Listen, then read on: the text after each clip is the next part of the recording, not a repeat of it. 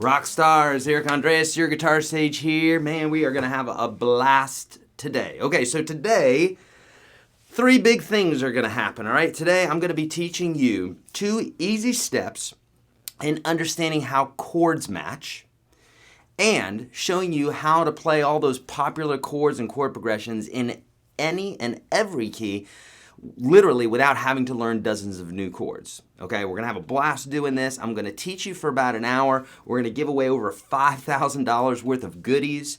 And what else?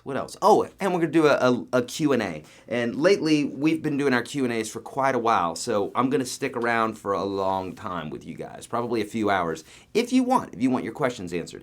Now, how do you get your questions answered? Well, a lot of times we're broadcast over on Facebook. Sometimes we're on YouTube. In fact, we are on YouTube today. We may be over on Facebook. I don't know. But it doesn't matter because bottom line, the place that you should be is YourGuitarSage.com/live. Why is that, Eric? Well, it's okay if you're in those other places, but I'm telling you that we've got a chat that's at YourGuitarSage.com/live. In fact, there's 5 positions open right now. We can get 500 people in there, and it's almost chock full, so get on over there really quickly. And number 2, I have a PDF for you specifically that we painstakingly put together here so that you can follow along with this broadcast and that everything that I'm going to tell you, in fact, this is the number one thing that has changed my playing over 30-something years. This is literally the number one thing that if I could show anybody, it would be this one lesson. And it's basically how to understand chords throughout all these different keys, okay? So that PDF that we created is there at that location. At the top of the page, you'll see it, YourGuitarSage.com/live. Over also on that page, you're going to see a little bit that you can cut and paste, that you can tweet it out and increase your chances of winning one of the $5,000, one or more of the $5,000 prizes. I'm probably saying that somewhat wrong. Tweet this, okay? You'll see it next to the right of the video. But if you do that, we will be announcing some winners. I'll tell you about those prizes here in just a minute. Hey, Chris, if I can get a monitor feed in here, that'd be awesome. We had to reset. So sorry, guys, that we were a few minutes late. Just had some technical difficulties. It happens when you're broadcasting to lots of people, okay? So thank you so much for hanging out there with us. Okay, so yes, you need to be at YourGuitarSage.com/live. That's where the chat and the PDF is. And my friends, oh my gosh, we're doing an offer here today that we've never ever done before, which is basically half off of the Unstoppable Guitar System, and it gives you a $200 coupon to give to a friend. So that's literally a $400 value that we're giving away today. So we'll talk more about that later. But let's talk about the prizes really quickly. I'm looking at my little cheat sheet here because it's a lot to remember. And if I want to stay on task and I don't want to waste your time, I've got a little cheat sheet here, a little outline. Okay, so pardon me while I look sometimes. Here's what the giveaways are today, all right? Over $5,000 worth of goodies, here they are. 10 lucky winners are going to win on Twitter. These are folks that have taken that little bit that's right to the right of the video, and they've tweeted that, and we're going to pick 10 winners, 5 at the half-hour mark, 5 at the end of the hour mark. And those folks are going to win an ebook bundle. So if you've been to YourGuitarSage.com, I've got ebooks there that you can purchase, and those are put in a bundle, and 10 winners are going to win that today, okay? 15 winners are going to win the complete guitar system that's on Udemy. What is that, Eric? What's Udemy? Udemy.com is a great place where you can learn, and in fact, we've got the #1 guitar system there, the #1 guitar lesson system on Udemy. We're very proud of that. We've been #1 there for, I don't know, like 5 years or so, and we're very excited about that. No plans on stopping, but we're going to be giving away 15 of those away today. We'll also be giving away 5 lifetime memberships to the Unstoppable Guitar System. What's the Unstoppable Guitar System? I'll tell you. It's my lifetime membership where basically you can purchase a lifetime membership. That's what we're giving away today. But basically it's my mammoth course where I have nearly 600 videos in it, nearly 600 jam tracks, and it's constantly growing. So we're doing live broadcasts in there just for those personal folks. And I'm uploading new content all the time to that, every single month, uploading new content. And some lucky winner, my friends, is going to be walking away with Tatiana. my Takamine EAN 10C guitar that I purchased in Nashville. In fact, this was the second guitar that I purchased in Nashville. Is that right? I don't know if that's correct or not, but nonetheless, I purchased this about it's over 10 years ago now to play out live, and this has done a lot of travel with me. As you can see, it's got some great wear on it, and it's been a beautiful guitar for me. But alas, it's time that it finds a new home. So, are you going to be that lucky winner today? I hope it is you. So, with all that being said, folks, we're going to be giving away tons of stuff today. We'll be doing that at the end of the hour, okay? So, we'll be doing those Twitter winners at the half-hour mark, but the rest of the Twitter winners and all of the products at the end of the hour, and then we'll be going into the Q&A. So, you can stick around. Whatever. I'm trying to give you an outline, so I'm not wasting your time. Okay, so you're probably here because you answered yes to one of these three questions, right? Have you ever been trying to write a song and you have a few chords that you're like, okay, that sounds really nice, but the third or fourth or fifth chords are eluding you and they just seem impossible to find. They're in your head, right? They're in your ears and you're playing, but you can't seem to find them because you don't know what chords are going to match, right?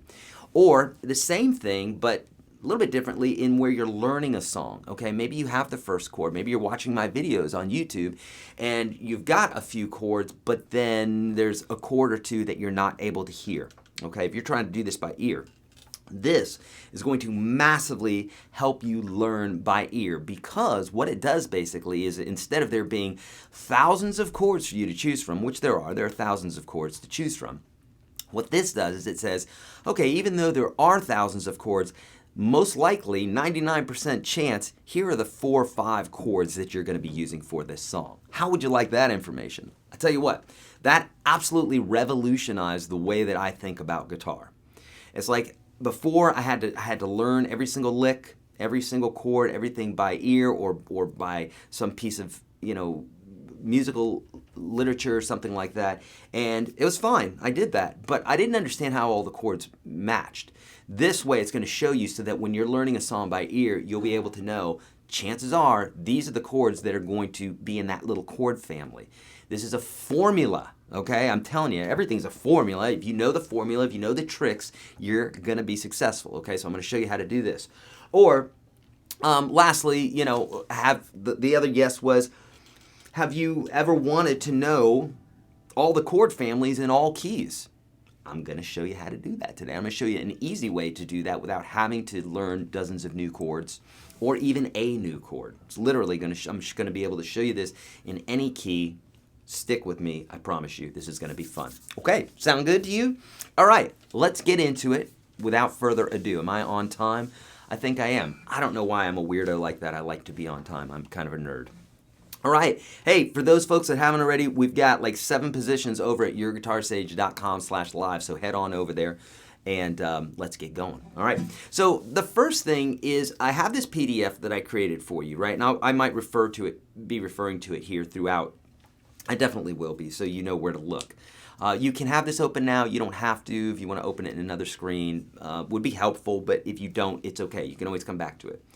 Now, there's one thing in here that I'm not going to show you just because it's more elementary and it's going to take away time from what I specifically want to show you. I have a free course for you that you could check out that'll help bolster that. It's YourGuitarSage.com/30, okay? But I'm assuming that you know the names of the open notes, meaning the open strings, and that you know the names of the notes going up the fretboard. It's okay if you don't, okay? Don't freak out if you don't. You're still going to be able to follow this, okay? Because in fact, truly, you don't even need to know the names of the notes for this. It would just be helpful to be able to name the notes by, C major, A minor, G major, E minor, those sorts of things. So it's going to be helpful, but you don't have to know it yet.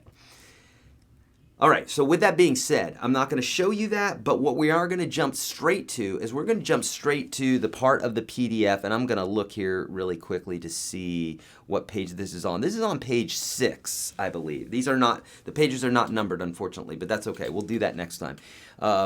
But on page 6, you're going to see something called the single string scale F major scale, or single string F major scale. I used the word scale twice, so that's all right.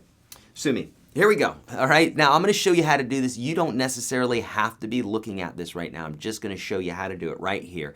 This listen to me folks, is absolutely crucial. If you don't know this formula, you're not going to be able to do any of this. But this one formula is the cornerstone of everything I'm going to be showing you here, okay? I promise you, know this. If you know this one piece of information, you'll literally, the cool thing about guitar is if you know the major scale in one key, you literally know it in all keys. I'll show you that. You also know all the modes, all the jazz modes, except you just don't know the names, okay? So know this. I say it's going to help massively for what we're doing right now, but later on in life on the guitar, it's going to help a lot, okay? You may not need to know the jazz modes and all that stuff right now, but it will help later on when you do know this stuff, okay? Now, on the guitar, when we're going from one fret to the next, that's called a half step, okay? You probably know that already, right? We're going from F to F sharp, that's a half step, okay? If we're going from F to G, that is a whole step. Cool? So, really important to know that we have half steps and we have whole steps, okay?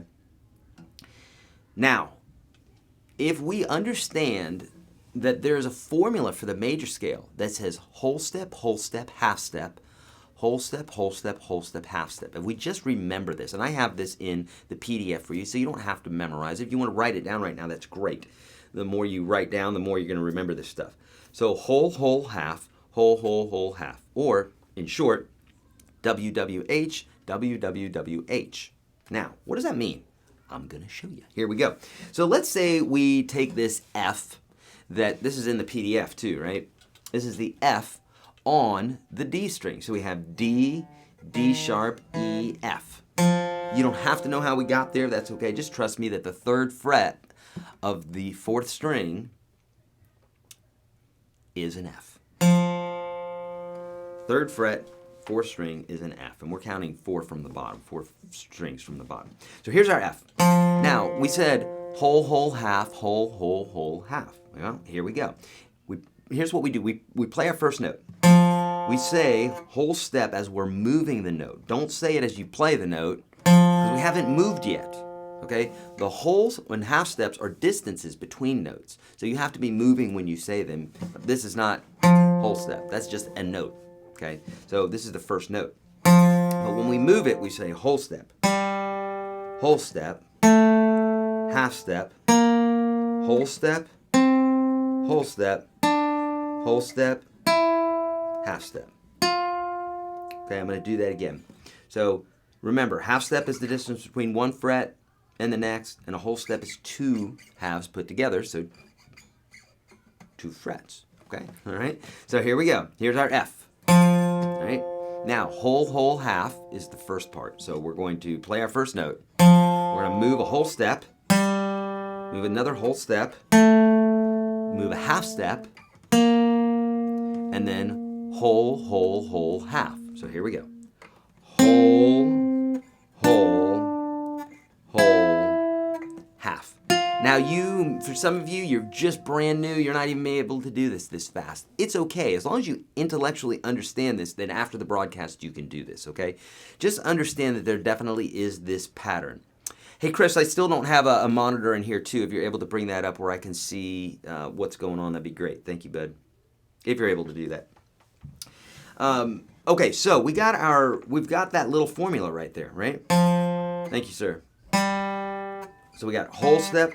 Here's our first note. We got whole step, half step, whole step, half step. Now, Eric, what's so special about that? I'll tell you. This is literally the DNA. Like you have DNA in your body, this is literally the DNA of music. I don't care if you're playing piano, guitar, harp, flute, I don't care what you're playing, this formula right here is replete in all of music, at least with Western music, I should say. And I don't mean country Western, I mean like basically the whole world. Classical music, jazz, rock, country, you name it, okay? Thrash, heavy metal. This is very relevant, okay? So know this formula, know it inside and out, be able to play it forwards and backwards, okay? Now, what's really cool about this is that if you wanted to play this in a different key, when we're playing piano, we have to think about all the black keys and the white keys, and the formula changes every time. On the guitar, it doesn't. Because we could take this, what I call linear or one-string scale, any place that we start that first note, we can use this formula and come up with that scale. We don't have to worry about sharps or flats. We just have to worry about the intervals, okay? The half steps and whole steps. So here we go, watch this. Here's our major scale in F. Here we go. Whole, whole, half, whole, whole, whole, half. If I went to the low E string and I did this and I played an F, I can do the same scale. So watch this. Here we go. Whole, whole, half. Well, let me play the first note. Okay, that's our 1. 1, 2, 3, 4, 5, 6, 7. Back to 1 again. Really? Okay, easy. So here's our 1, and we say whole step, half step, whole step, whole step, whole step, half step. Now we could name these notes, right? But by the letter names, but there's no need to do that yet because that's really going to confuse you, especially if you're new to guitar. So don't worry about that. Right now we just want to worry about the framework of the major scale, because once you understand that, it's going to help you immensely. Okay? So one of your homework assignments, and you can write this down because I don't have this written anywhere. What I want you to do is, this is very, very, very important. Probably the most important thing, the most important project or homework assignment or thing that you can intellectualize and get to your hands to do on the fretboard before understanding these other things, okay? Now, you'll be able to understand this intellectually throughout the broadcast, but to actually be able to do it, you got to be able to be quick at this stuff. Otherwise, if it's not quick, it's not going to be very fun, okay? So what I want you to do is to understand this concept, read through the PDF that's at YourGuitarSage.com/live, and on that 6th page, you're going to see the single string scale, or F major scale. What I want you to do is I want you to understand that concept and be able to play that on any string. For instance, let's say I just pick a note. I don't even know what this note is, okay? Okay, it's an E. Doesn't matter because I'm just going to play the same formula. Whole, whole, half, whole, whole, whole, half. Watch this. Here we go. Whole, whole, half, whole, whole, whole, half. Wow, magic. It's the major scale. That's another way I could play it. So that I want you to learn it that way. Okay? Very, very, very important. Now, below that, on the seventh page, there is what I call the 6th string root G major scale. Okay? And I'm going to show this to you very quickly because it's in the book for you already. But it looks like this. I'm in the 2nd position, meaning my first finger's behind the 2nd fret. Okay? And basically, I'm going to be playing frets 3 and 4, or I'll tell you this, I'll tell you the fingers, okay? Because you should know from following my free course how to do your fingers here, right? Each finger gets a fret. So in this case here, I'm going to play fingers 2 and 4, 1, 2, 4, 1, 3, 4. Now some of you who are watching on YouTube right now are like, I'm confused. It's because you don't have the PDF and you need to have that. So head on over there and get that, because this is, I did this purposely to help you so that you have the pattern there in your hands, okay? So check this out. So I have 1, 2, 3, 4, 5, 6, 7, 1, or 8. We can call it 8 or 1. That's why it's called the octave. Like an octopus has 8 arms, octave is the 8th note. So in this case here, 1, 2, 3, 4, 5, 6, 7, 8. That's called an octave, and those notes sound the same. If we were doing solfege, like the old Italian way of singing and vocalizing, we'd say do, re, mi, fa, sol, la, ti, do, do, do. So they're both do's, okay? Or ones, okay? So we could play it linearly across the fretboard like, or we could play it across the frets. Now the reason I'm showing you the second way is that because, number one, we don't play chords up the neck typically. We play them kind of in one position like I was doing earlier. We play in one section of the fretboard. Now we could go up and down the fretboard, and you're perfectly fine to do that. In fact, it's helpful to understand how to do that. Pardon me, battling a cold. All right, so it's good to be able to do that, but it's also nice to know where the notes are at so that you can come up with the roots of each one of your chords, okay? So very important that we know this, because each one of these notes right? 1, 2, 3, 4, 5, 6, 7, 1 is going to get us our chords. 1, 2, 3, 4, 5, 6, 7, 1. What? Yes, that's a what I call a chord scale, because we're playing the notes of the scale. 1, 2, 3, 4, 5, 6, 7, 1, but we're playing them with chords. 1, 2, 3, 4, 5, 6, 7, 1. Okay, all of our chords there. Now, how did I know which chords to play? We're getting there, okay? We're going to talk about that in just a moment after we do some giveaways here, okay? But one other thing that I want to show you very quickly is that right underneath the 1 is the 4, okay? What do I mean by the 4? It's just the number. It's just like if we're just naming these notes by numbers. 1, 2, 3, 4. 1, 2, 3, 4, 5. So the 4 is always right underneath the 1. Okay, at least with this form, this scale form. Also the pardon me, the 5th root scale, we could do the same thing. But this is the 6th string root scale, which we're starting the scale on the 6th string. That's all it means. We could start it on the 5th string and go same thing, just an octave higher. But right now, we're down here. Now, why is it important that we know that the 4 is there and the 5 is here? Watch this. 1's here, the 4 is here. The 5's here. Why is that important? Because the 1, the 4, and the 5 are the most used chords out of any chords in the history of ever, of all genres. Amen. Okay? It's a fact. It's a known fact. If you're a musician, you know this. The 1 chord's used the most, then the 5 chord, then the 4 chord. And then from there it would branch out like the minor 6, the minor 3, minor 2. If that doesn't make sense to you, it's okay, because we hadn't gotten there yet. For some folks, you're going to understand this. But why is that important? Well, because knowing where the 1, the 4, and the 5 are at, you'll always be one note away from every other chord. See, if I'm on the 1, I've got the 7 right here, and I've got the 2 right here, because the 1's right in between the 7 and the 2. If I know where the 4's at, the 3's always right behind it, and the 5's always in front of it. If I go to the 5, the 6 is always in front of it, and the 4 is right behind it, okay? Obviously, it's just the 1, 2, 3, 4, 5, 6. If it's a 6, and it's a 5 before it and a 7 after it, right? That's all I'm saying. But why that's easy, why that helps on the fretboard, is that you're only one chord away from knowing where all the other chords are, if you know where the 1, 4, 5 are at all times. The other reason why it's really important is you're going to be using those notes all the time. For instance, like you've heard this...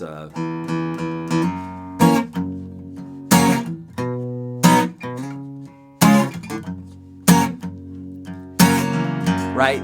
Tracy Chapman, Give Me One Reason to Stay.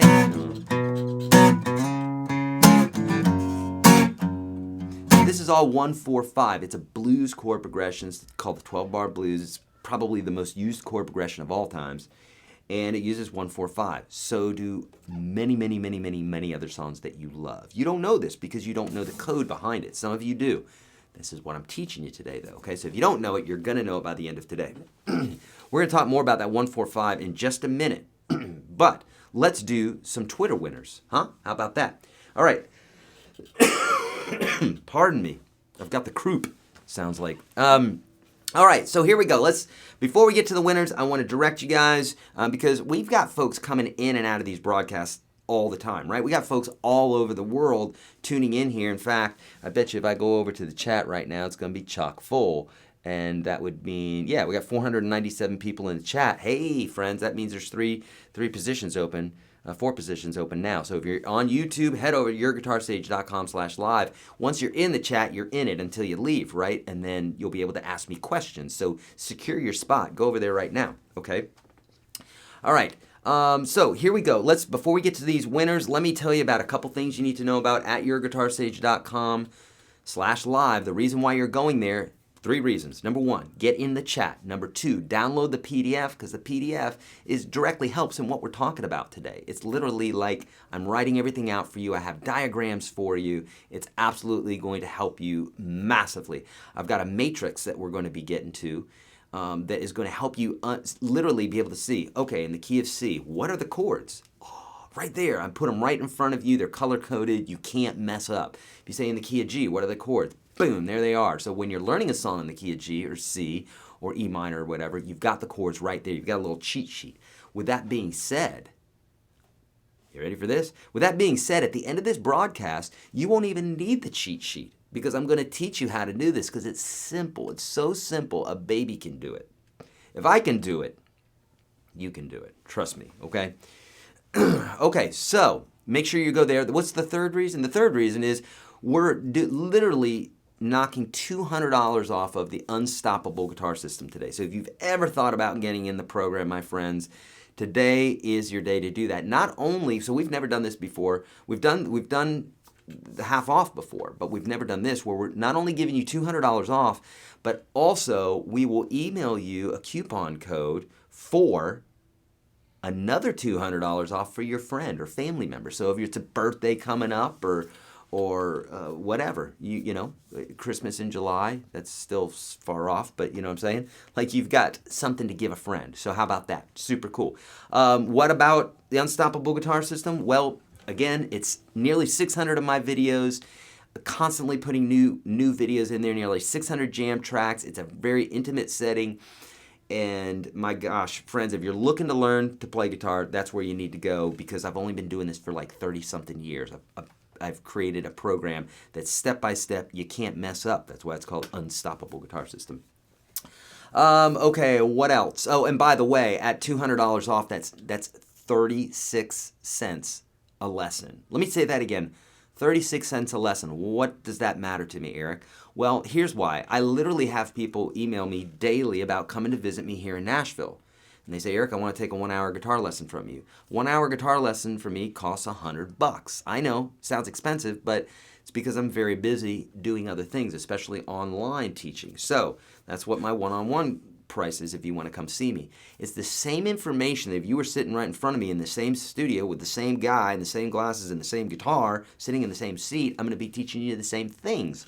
So why not save yourself thousands of dollars, get into the course, or come visit me twice for the $200 and you'll have 2 lessons with me. And you'll still have a lot to learn, okay? So that's online learning is so cool in that way, right? All right, what else? And so, by the way, if you want to take advantage of that deal, on the right of the chat, you're going to see a little yellow button there that says full details. Click here. Do that, and you'll learn more about it, okay? I believe the coupon is friend, by the way, friend. If you want to get $200 off, literally that friend thing is worth $200 to you. Okay, let's do some Twitter winners. Are you ready? Remember I said I would do Twitter winners at the half-hour mark, and it's now at the 35-minute mark. So I'm a little... You don't have them yet. Okay, that's all right. I tell you what we're gonna do. We're gonna do them at the end of the hour because we do not have the Twitter winners yet. We will get those from Jason. Jason will get those for us. Croupy. Okay, here we go. But we're gonna do it. Okay, I promise you. I'm sorry. We may interrupt it if we get them before the end of the hour. Then we may just interrupt and just jump right into it. Okay, cool.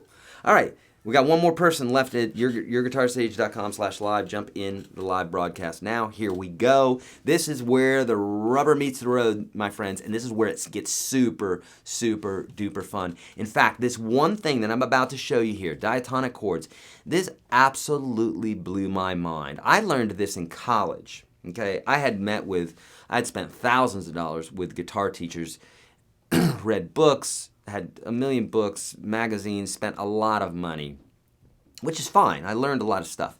But no one showed me this. I learned it in college, and that was fine. I learned it in college, but it didn't make sense to me until after, when I moved to Nashville. Then it made all sorts of sense to me because I kind of assembled it myself, which is kind of how I do things anyhow. It's how I write my books and my programs and everything. And that's how I'm going to show it to you today. Why? Because the way my brain works is I like to take out any of the things I don't need and emphasize all the things that I do need. What does that mean? That means you're lazy, Eric. No, it doesn't. It means that if 99% of the time I'm going to use these 3 things and the other 1% of the time I'm going to use these 97 things, wouldn't I learn those 97 things later on in life and make sure I know these 3 things really, really, really well because I'm using them like all the time? Yeah, the answer is yes if you don't know the answer there. The answer is yes. So let's talk about that, okay? So we're going to talk about these diatonic chords here. So diatonic chords, what does that mean? Diatonic chords are basically, they are chords that occur naturally because of the major scale. So I teach this in detail in my courses, and I'm going to give you just a real quick 30,000 foot view. Some of you are going to get this, some of you are not. It doesn't matter if you get it, because ultimately I'm still going to show you this, okay, in a way that you will understand it.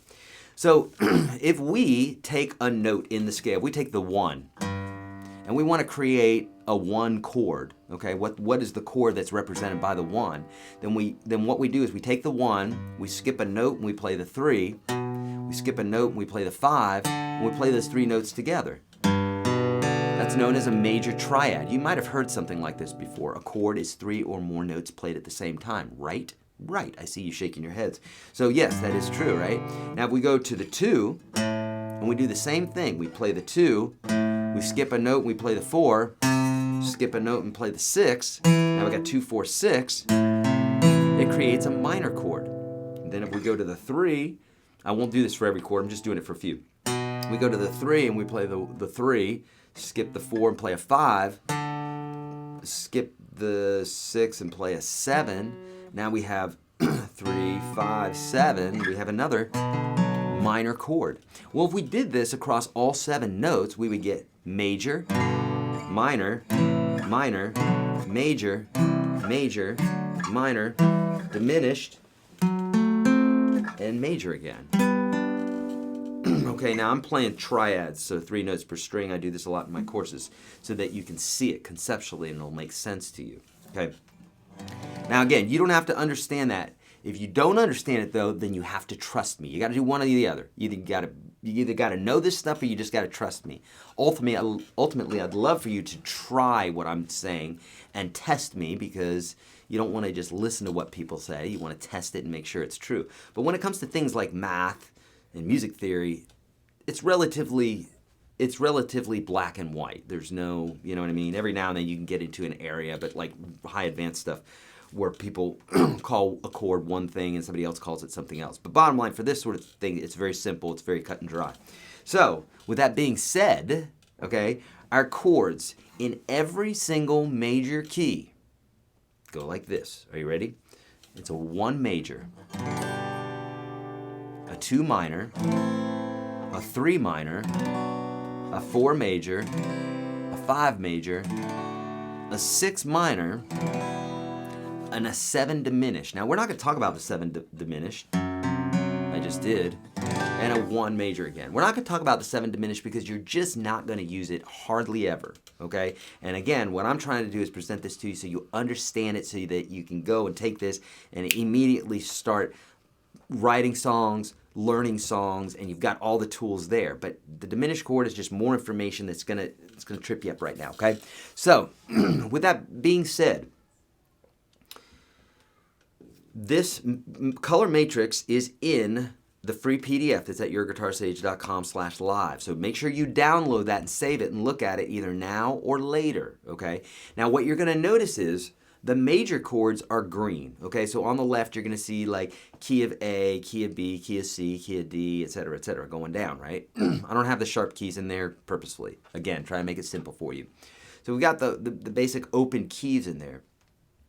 And then you're gonna see, after that, over to the right, you're going to see different colors, green, red, and purple. The green chords represent the major chords. The red columns represent the minor chords, and the purple represents diminished, okay? Again, we're not going to use diminished, so really the only thing you need to know are major and minor chords, which you know already. And so notice that on this, or if you're not looking at it right now, then just believe me, or notice that on this PDF, the 1, the 4, and the 5 are major, okay? The 2, 3, and 6 are minor. Now, we can break rules whenever we want, right? Speed limit's 55 or 70 or whatever. That doesn't mean you can't go faster than that. It just means that the rules are that you don't go faster than 55 or 70, right? So with that being said, there are other chords that we can use other than what's signified in this matrix of major, minor, minor, major, major, minor, diminished, okay? We can do other things, but 99% of the time, it doesn't fall out of that. So like a lot of the songs that you're listening to, that you're loving, that's following this code.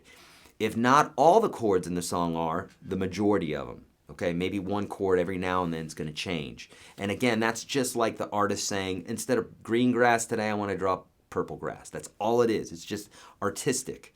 So some people will say, well, how do I know when to do that? How do you know when to draw purple grass or how to draw a frog instead of a rabbit? There's not a right way. You do it because you're inspired to draw a frog, right? Or to draw a rabbit. So music is music. It's art. So try not to get too like, well, how do I know when to do this? Like, get that out of your vocabulary because you know when to do it if your heart tells you to do it. It's music. It's what you desire. You know, how do you know when to frown? How do you know when to smile? You do it because you feel like it, right? So same thing with music. Now, a few things that I want you to take away from understanding this concept of that these chords are right there below, are right there in that order. The major, minor, minor, major, major, minor, diminished, and back to the major one. So if we forget about the diminished chord, let's just act like it doesn't even exist right here. Then that means the 1, the 4, and the 5 are always major, or always major in the context that we're talking about. And 2, 3, 6 are always minor. Now, how does that help us, Eric? Well, that helps us because at any point, let's say we're doing that whole scale thing here, say I'm playing in the key of A, right? Well, if I'm playing in the key of A and someone says, well, the chords are 1, 4, 5, I don't even have to know the names of the chords. I just need to know where my tonic is, my key. So if that's it, then I know that my 4 is always underneath it and the 5 is always a whole step above the 4. So in that case, I've got my 1, my 4, my 5 chords at all times. And if you wanted to know the 2, 3, and 6, you just got to know the scale. That's all you got to do, and then count. 1, 2, there's my 2, so that means that's a minor chord. 1, 2, 3, there's a 3, so that's got to be minor. 1, 2, 3, 4, there's my major, 4. 1, 2, 3, 4, 5, there's my major, 5. 1, 2, 3, 4, 5, 6. That's an F sharp, so we could play an F sharp minor chord or play it down there.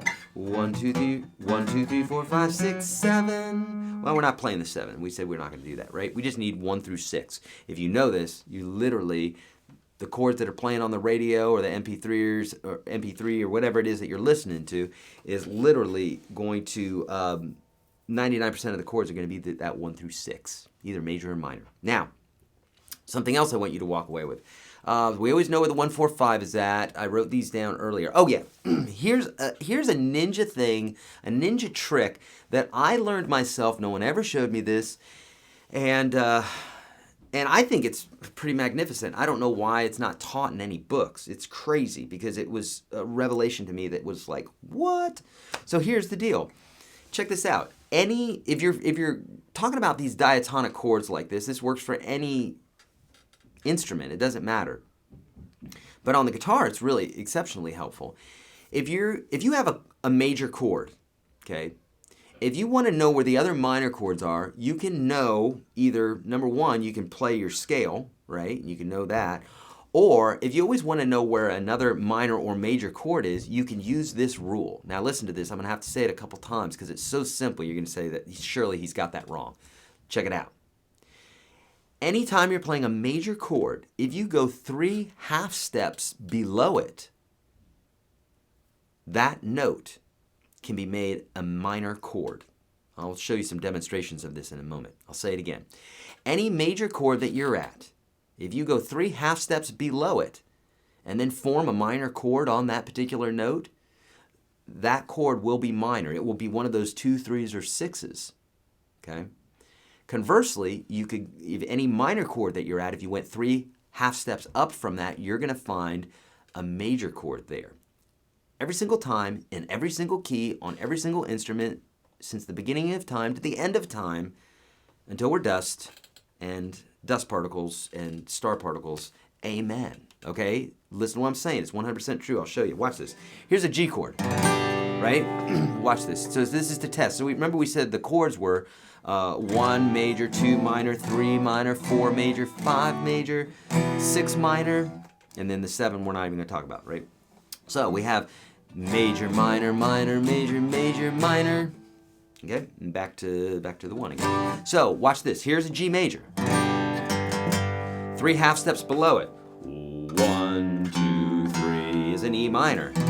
It's a 6. Oh yeah, you're lucky on that one, Eric. Let's see you do it with the others. Okay, here we go, shall we? Here, watch this. Here's the 4. 1, 2, 3, 4, which is a C, right? Key of C. Or not the key of C, a C chord. It's major, right? Because the 1, the 4, and the 5 are always major. You knew this because I told you about it earlier, right? I see you shaking your head. Yeah. So here we go. So here's our 4, right? Now watch this. 3 half steps below it. That's the rule, right? Watch this. Here's our note. Here's 1, 2, 3, and an A minor, which just so happens to be the 2 chord. What? Okay, 2 out of 3 ain't bad, Eric. Let's see if you can do it on the 5th one. Here we go. Watch this. 1, 2, 3, 4, 5. The 5 chord is always what? Major or minor? Major, right? Okay. I heard that resoundingly. I heard a couple people say minor, but major, right? So there's our 5 chord. 1, 2, 3, 4, 5. And then watch this. We're gonna go 3 half steps below it. Watch this. Here we are. 1, 2, 3. That was hard. Here's our minor chord. And it just happens to be our 3 minor. What? Mind blown, right? Yes. And so the same thing works the other way. So any minor chord that you're at, if you want to find a major chord, go 3 half steps up from that. Why is that important? It's just another way of viewing the fretboard that's absolutely going to help you. The more ways that you can look at the fretboard and see them in different ways, these different things are going to jump out at you when you're playing, because you'll be like, well, I wonder, oh yeah, bam. Well, I wonder how to, oh yeah, bam. Eric said 1, 4, 5 is always major. These things are going to start resonating with you, and the more that you ingest them, the more that you make them part of your playing, the more that you're going to have this stuff down, okay? All right, so I got that, vice versa. We talked about the minor chord going up 3 half steps is always major. Now, remember I said that that I would teach you this in all keys, right? So first off, we'll only talk about majors so far. So we need to be able to do this in a minor key, okay? And then we need to be able to do it in all keys, right? So right now we're just talking about G major. So now I need to be able to show this to you in minor. And I'm going to tell you this one concept that's literally going to unlock everything for you. Here's a story, quick story. When I moved to Nashville, so I had been to music school for 3 years. When I moved to Nashville, we learned this number system in a different way. Okay, it's called the, I forgot what it's called. It's not called the Nashville number system. Nashville number system basically simplifies it, makes it a lot easier. But we learned a number system that was based off of like old school, like classical, Baroque period. I forgot what period specifically, but they did this back in the day. Mozart and all these guys, right? And so when there was a major key, if it was a major key, then the 1 was major. And if it was a minor key, then the 1 was minor. And you would play all the chords accordingly. And that's fine, and that's one way to think about it. But if you think about it that way, you're gonna have to come up with new major and minor chords because it's different. If we just think about everything in the major key, then always the 1, 4, and 5 are major, and the 2, 3, and 6 are minor. See, if we learned it the other way around, where the minor key, this is going to confuse some of you folks because you're probably not looking at the PDF, but this is how I want you to think about it. Every major key has an equivalent minor. It's called relative major and minor. So in G major, it's E minor. In C major, it's A minor. In D major, it's B minor. Every major key has a sister minor key. Every minor key has a sister major key. Every single one on every single instrument since the beginning of time to the end of time, amen. Okay? It's just true. Okay? Now, this is why you could take somebody like Pink Floyd and they'll be playing a solo in the key of D. Comfortably numb, right? The whole song's in D, right? But then the second solo, right, is in a minor key.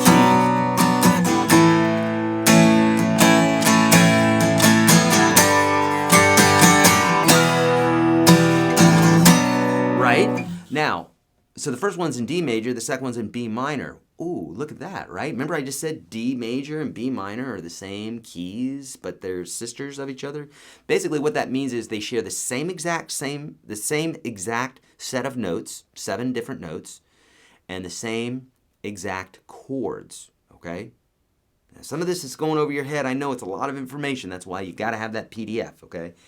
But with that being said, if you want to do anything in the minor key, now you've got the PDF there where you can look at it a different way, but essentially just think of the 6 as being the central note, okay? Instead of like calling it a 1, just circle the 6 and say, you could write above it, you can say this is a minor key. And what that means is this. It's kind of like this. If two people are talking about war, okay? You got one person who's like, dude, we need to go to war because these guys are getting ready to kick our ass, this, that, and the other thing. We need to defend ourselves. You got somebody over here saying war's never the answer. We need to be peaceful, yada, yada, yada. They're both talking about guns. They're talking about peace. They're talking about lives. They're talking about freedom, this, that, and the other thing. But can you see where maybe the way that they're talking about it are slightly different? Exactly. So the same thing with major and minor, relative major and minor, is that same chords, same notes, but the way that the chords and the notes are being presented is determining what their stance is. So you could take a song in the key of C major that has the same set of chords as A minor, but the way that you play the chords in order and those sorts of things and how long you're hanging on those chords is going to determine whether you're in either the minor key or the major key. Cool? Makes sense? Now, if you need more information about this, that's why I have thousands of videos on YouTube. That's why I have the Unstoppable Guitar System. That's why I have my free course. So not everything can be answered in 1 hour, right? It would be impossible. So I want you to understand that concept. So if you're looking for the minor key of something, just circle the 6 there on that matrix and just know that that is the minor key, and then all the chords will match up just the way it is right there. Just think about the 6 as being the center of the universe, if you will. Okay?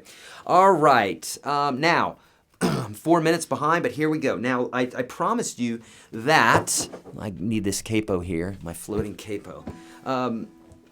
Now, I promised you that we would do this in every key. Now, obviously, I'm not going to teach you all the different key signatures and what have you. That's going to waste your time and my time. So how can we do this in every single key? Well, I tell folks to learn everything, or to learn these chord families, right? Major, minor, minor, major, major, minor, diminished. Learn those 2 chord families in the key of G and in the key of C, and understand how to use your capo. Now, do I know it in all keys? Of course I know it in all keys. Do I know how to play it with bar chords or open chords? Yes, of course I do. I've been playing for quite a while. But I'm telling you that this is the kind of the approach to go with that's going to make life so much easier for you in the beginning. Because if you listen to what I'm saying here, you can play in any key without having to learn any new chords. So for instance, let's say you believe me and you're like, okay, Eric, okay, you said the key of G is G, A minor, B minor, C, D, E minor, right? We forget about the 7. The other way you could look at this is major 1, minor 2, minor 3, major 4, major 5, minor 6, okay? I know I'm hooking you up to the fire hose here and making you drink, but you're going to fall asleep tonight. You're going to understand this stuff in the morning after you look at the PDF, okay? So we're playing that in the key of G, but if we wanted to do this in a different key, we'd have to learn all these new chord forms, right? Dozens of new chords, if not 100 new chords, because we got 12 keys times like what? Well, it's about 100 new chords times 7, right? So, or 6, we'll say 6 in this matter, so it's about 72 new chords. But we don't want to do that, right? So if we use a capo, like for instance, just now we were playing in the key of G, if we wanted to play in the key of A, we could learn all the chords as they are in the key of A, or we just take the capo, bump it up. Instead of G, we're saying G sharp, A now, and so now we're playing in the key of A, and we've got all the same chords, major, minor, minor, major, major, minor, and back to our 1. Okay, or if someone said, well, great, but what about the key of B? Okay, slide this up to here because here's our first chord, which is the G formation, but if you notice, this is not a G anymore because now we've capoed it. Essentially, we've tuned our guitar up. And so this note's a B. So now we're playing in the key of B. And the only thing you need to know is that first chord, which is major, and then the chords follow the same. Major, minor, minor, major, major, minor, and back to the 1 again. We're skipping the 7, okay? Now, we're going to get into some giveaways. We're going to get into all sorts of fun stuff here in just one moment. Hang with me, okay? Now, I know that some of this is going over your head. I'm not expecting you to understand it all. Basically, what I want you to do is do one of 2 things. I either want you to just believe me, look at the PDF and drill down further and test everything that I've said, okay? Or you know this stuff already and you kind of know it and you're like, okay, This is becoming clearer to me, Eric. I understand this. Why is it powerful? It's so powerful because literally you'll be able to take, for any, you can write songs. You can pull songs off of your computer by ear. This is how I do it. When I've got like 1,000 videos on YouTube, I've done this by just listening to songs. I've done this since I was a kid. So if I want to write a song right now, and I'm just like, okay, I want to play in the key of G. So what are the chords that I could play? Well, I'm just literally going to make something up here. I could go.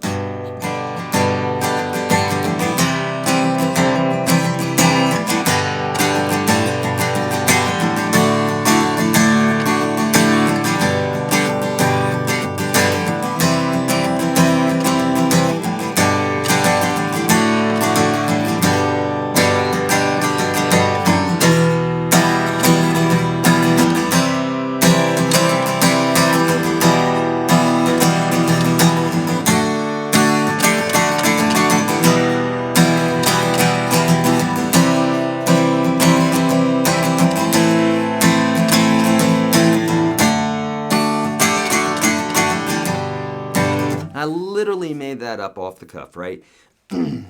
Why? Because I've played these chords in these different formations a million different times on a million different songs. So it's kind of like speaking. You don't wake up in the morning and think about everything you're going to say, but you have the words there, and as your emotions evoke you to speak, you speak. So the same thing as with guitar. Once you know these chord families, it's super easy. And then with the capo, you can play them in any key, and you can do them in minor keys, and it's the same chords every single time. Okay, super easy stuff, right? I told you, my friends, that is how to understand. 2 easy steps, right? The 2 easy steps are, number one, you got to understand that major scale. Got to know that because you got to know where the first note is, or the note that you're basing the chord off of. And number two, you got to know the diatonic chords, and that's that chord matrix. So literally, those 2 easy steps, okay, and I've given you the PDF there, is going to show you how to match chords. And now with the capo, now that we're using the capo and knowing how to switch to the minor key, we can literally play in any single key without having to learn dozens of new chords. In fact, we don't even have to learn any new chords, right? What? I know. It's a lot, and I see you shaking your heads. I know you're getting it, but it's still a lot. And I'm not expecting you to just completely understand it. What you're going to have to do is take this stuff now, later on today, sit down with the PDF, work with this, try different keys, pick different songs that you like from different artists, and see if what I'm telling you doesn't match up perfectly, okay? Because it will. All right, so is that it? I think that's it. Now we're going to get into some prizes, and then we're going to get into some question and answer, and we'll probably go a while on that, okay? Let me see. Is there anything else that we need to talk about? I don't think so. Okay, so folks, we got a few positions open at YourGuitarSage.com/live. Why do you need to be there? I'll say it again, 3 things. You've got the PDF, you've got the chat, because I'm getting ready here to answer some questions via chat. And I understand there's folks on YouTube, but obviously I've got lots of screens in front of me, and I can't be at all places at all the same time. So I'm sorry for those folks that are asking questions on YouTube. Head over to YourGuitarSage.com/live. That's where all the action is, okay? The chat, the PDF, and the special that we're doing today that we've never done before. We've offered $200 off before, but we've never done this for. Not only are you getting $200 off of my lifetime membership to the Unstoppable Guitar System, but you'll also be given a $200 coupon to give to a friend or family. That's right. Literally a $400 value today. We've never, ever done this. In fact, the course now is bigger than it's ever been. Nearly 600 videos, nearly 600 jam tracks. It literally comes down to 36 cents a lesson. Or come visit me here in Nashville at $100 an hour. That'll get you 2 hours with me. Or you could have this lifetime membership course where you're never going to turn back. You're never going to, you're never going to not have some place to go, a resource. Remember I said there's 2 things that you got to do in order to be able to play guitar. Number one, well, first off, you have to have the desire, right? So forget about that, assuming you have the desire. You got to have the resources, and you got to practice. So the resources are knowing what to do. That's why you're here. And then, of course, you have to practice those things, right? So my friends, Let me ask you, if you're one of those folks that are sick of jumping around on YouTube videos, I love YouTube. I'm on YouTube all the time. That's why I have over 1,000 videos there. But you may have noticed that when you're jumping around from lesson to lesson on YouTube, sometimes you get stuff that wastes your time and energy, and you get some goofy guy who doesn't know what he's talking about, or goofy gal who doesn't know what she's talking about.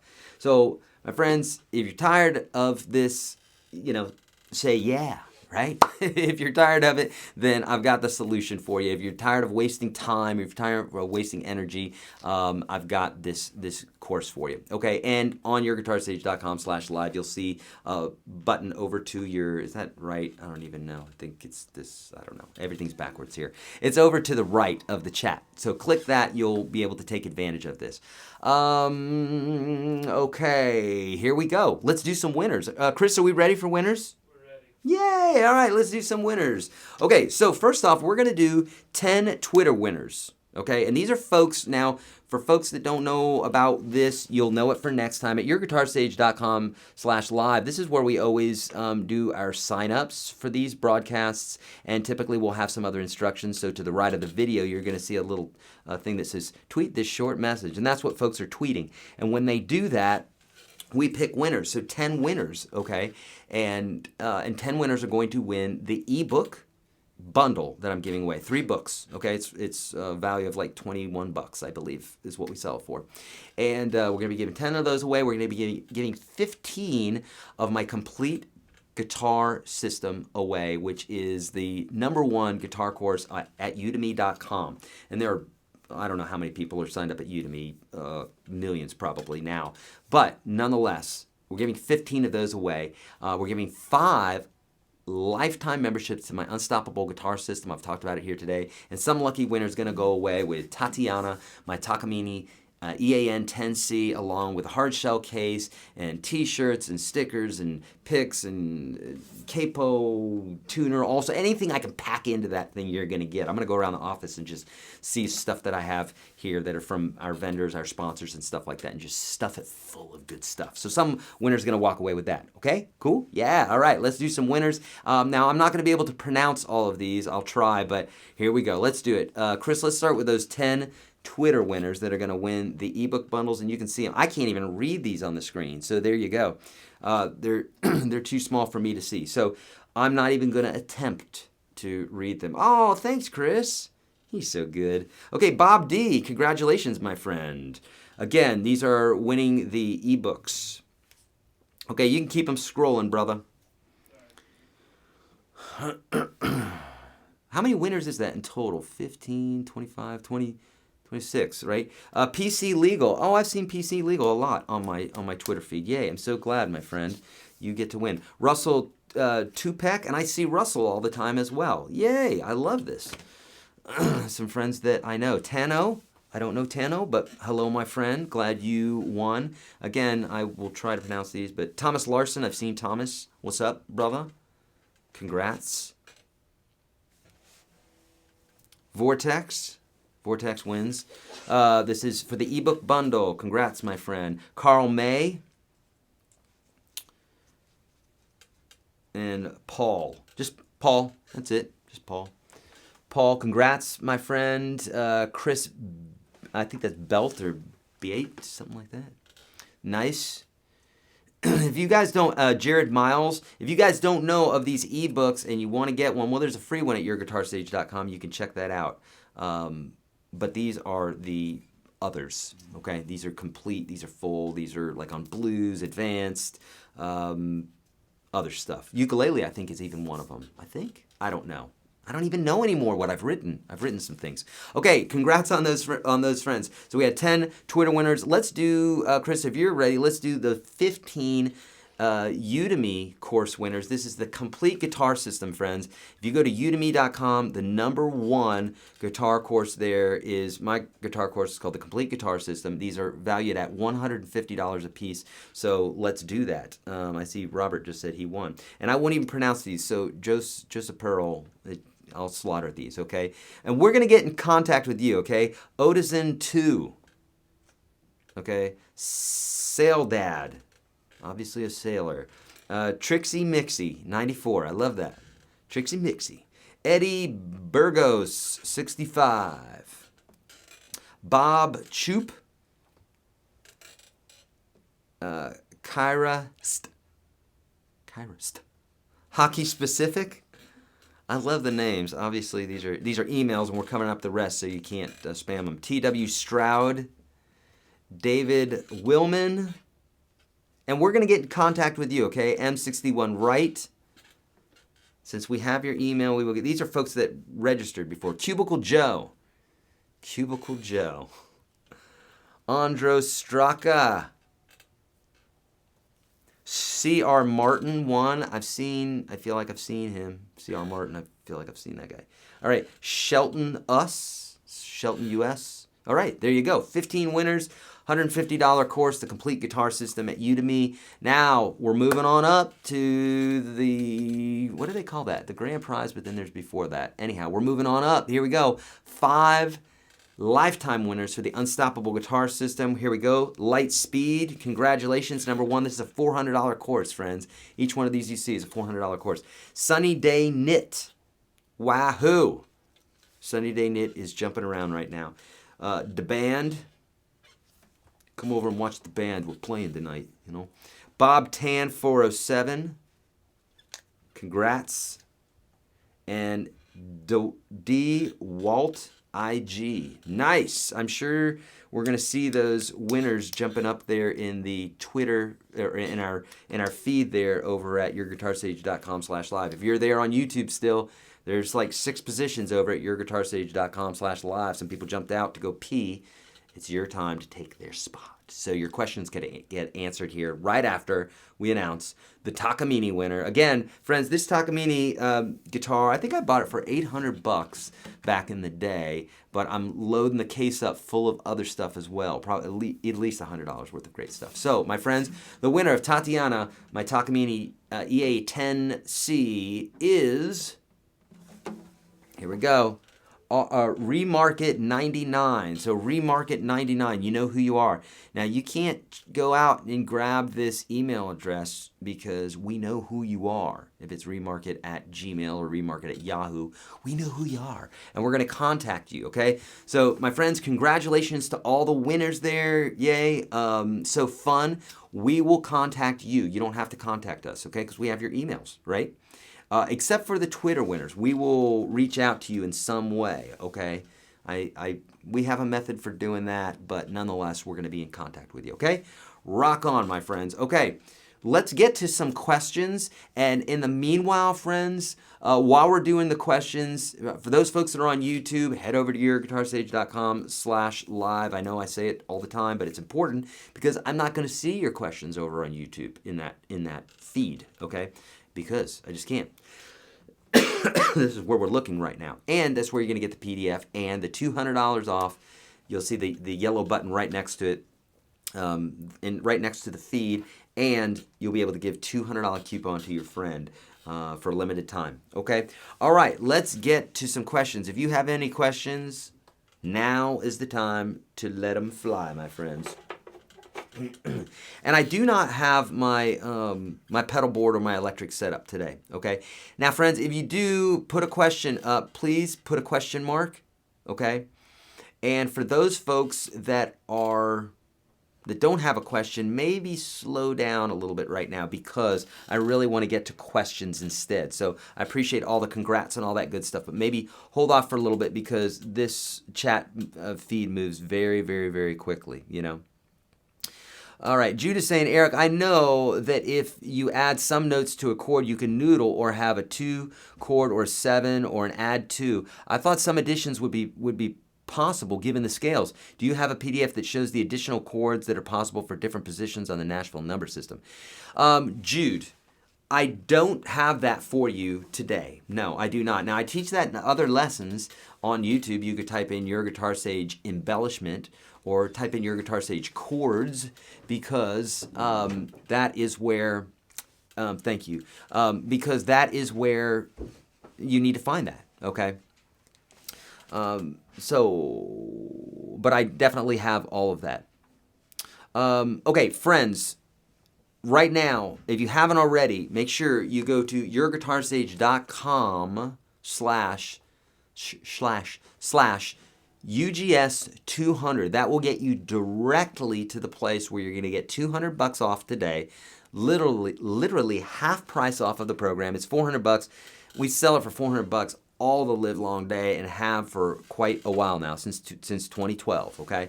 So we're not joking. It's a $400 course, and we're not joking. We're literally giving you a $200.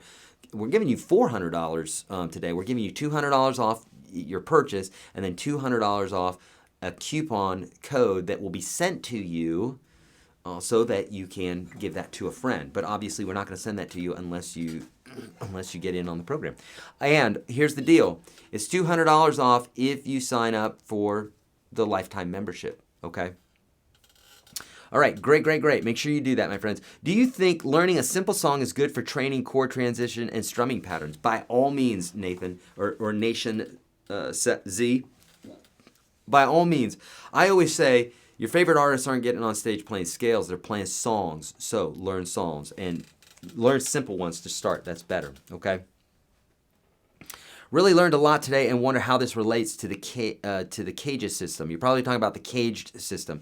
And McCroger, I teach the cage system. I have videos for this on YouTube. I have a few of them, maybe 2 or 3, but I have a whole system inside of the Unstoppable Guitar System where I'm teaching you major, minor 7, 7th chords, all the rest, using the cage system, as well as learning how to solo in this way. So, how does it relate? It relates in that if you add it on top of it, it helps you to know more, but technically it's not related whatsoever. Okay, it's just something else to add on to it that's going to help it a ton. John bought the Udemy course. Wonderful. Thank you so much. Matt's having a problem playing the B7. Is there an easy way to playing it? Play it the way it's supposed to be played, Matt. That's the easy way to play it. You just need to practice it more. If you think about it, the B7 is just like the G chord. In fact, like, watch this. Here's a G chord. A B7 is like this. You take the first 2 fingers, you drop them down. You take your 3rd finger and bump it up, and that's your B7 if you go back a half step. I'll show it to you again. Here we go. Here's a G chord, right? Watch this. Fingers 1 and 2 go down, and the ring finger goes up 1, boom, like that, and then you just take that whole guy right there, drop it down. And so, Matt, I suggest you use this sort of association. So what you want to do is grab your G chord and then go through the steps like I mentioned. Because what happens is a lot of people go from their G chord and they'll go to their B7 or whatever chord they're going to, and they're just like grabbing it like a claw. Well, that's not going to help so much. You need a method. You break things down into bits and pieces. So this would be 1, 2, 3. And then you do it again. You say 1, 2, 3. You do it again. 1, 2, 3. If you do that enough, that becomes one actual movement. Make sense? Okay. All right. So Robert's saying, how do I stop my pick from wiggling around? Any way to hold it? Tips, tricks. Robert. Yes. How do you keep your pick from wiggling around? Watch in my free course. Watch where I talk about picks. You should have a thinner pick when you're strumming. Okay, when you're doing more intricate, like one note soloing, that sort of thing, when you're soloing, then that you'll use a thicker pick. But use a thinner pick, and also walk around with your pick all the time in your hands, especially in the beginning, because you'll get accustomed to holding it. You're like, well, I can't do that. It's hard to hold. Well, it's hard to hold because you're not holding it. That's the whole point. I always say this on guitars, like when you run into something that's really hard, and then you're like, well, I can't do that because it's really hard. No, it's hard because you're not doing it. It's not the other way around. So like what you want to do is lean into whatever it is that's hard to do. You know, if you're dropping your pick, then pick your pick up and walk it around everywhere. Walk it as you're in the store. You have it in your hand, and you'll get accustomed to it. It becomes second nature. Make sense? All right, great. Serve Blotz is saying, what's the difference between complete and the ultimate courses? It's actually the complete guitar system and the unstoppable course. Already purchased the complete and unsure of what to gain by the unstoppable course. This is the deal. This is the difference.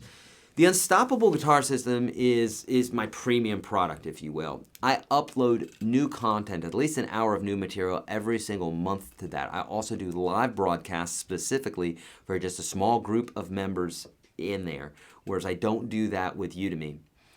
with the complete course, and I don't constantly add new videos to those. Those are the difference, right? People say, well, why wouldn't you do it in both? Well, why is there a Rolls Royce and why is there a Volkswagen, right? Why didn't everybody make Rolls Royce? Because they don't, because there's a Rolls Royce and there's a Volkswagen. So there's a reason why there's a premium product and there's a not premium product, right?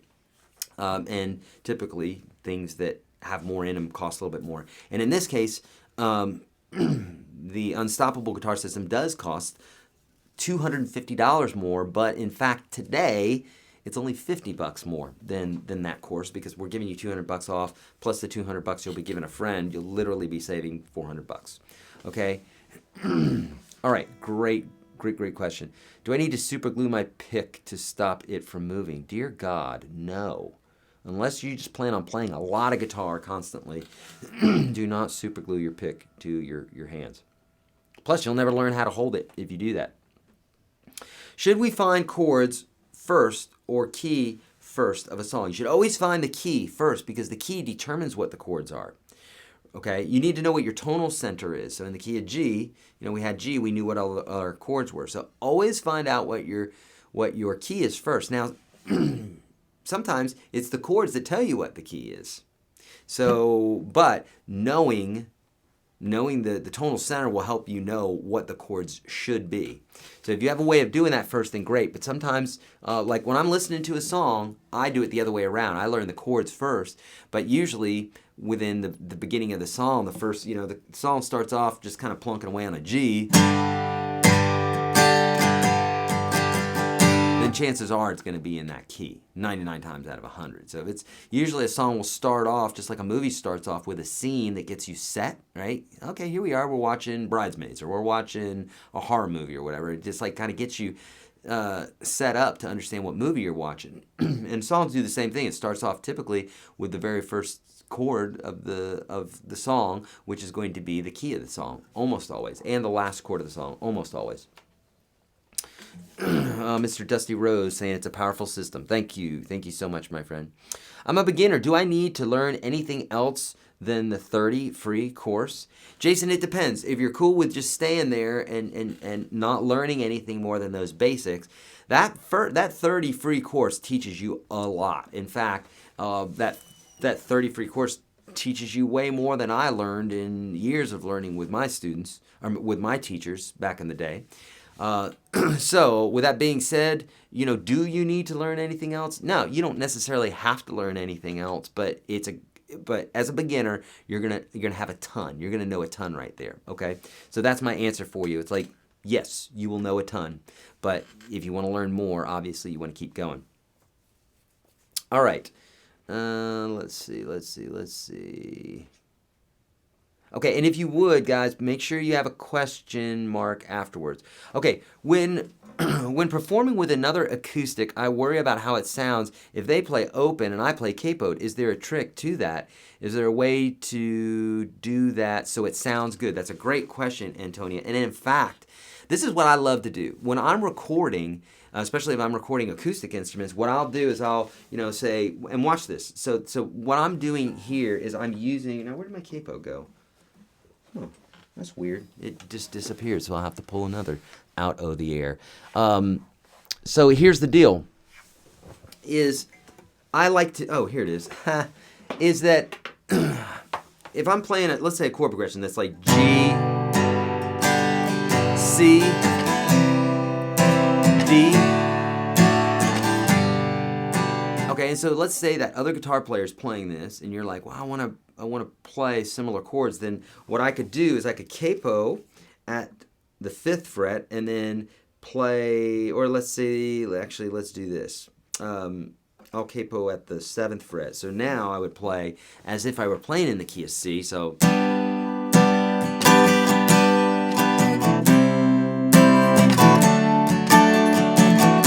So these chords will match up perfectly. That's why using the capo and understanding this system that I'm showing you, literally, if you knew just the things that I told you today, you could do all of this. You could be playing in all these different keys. Someone's playing an open position and then you're capoing further up the fretboard or whatever, you can do that. And I do that a lot in the studio actually, because what it does is it makes a thicker guitar sound. So you have like these, just like an orchestra, right? If you have like bass and then you have, you know, violins and you have viola, or you have bass, you know, then you have violas and you have violins and maybe you have piccolo flutes and that sort of thing. So you have the whole spectrum. In the same way on the guitar, if you're playing open position, you're playing the low notes, and then if you capo further up, you're going to have even more notes, right? So in that case, you could have a low position, then you could go here, then you go here, and you can have low, mid, and high.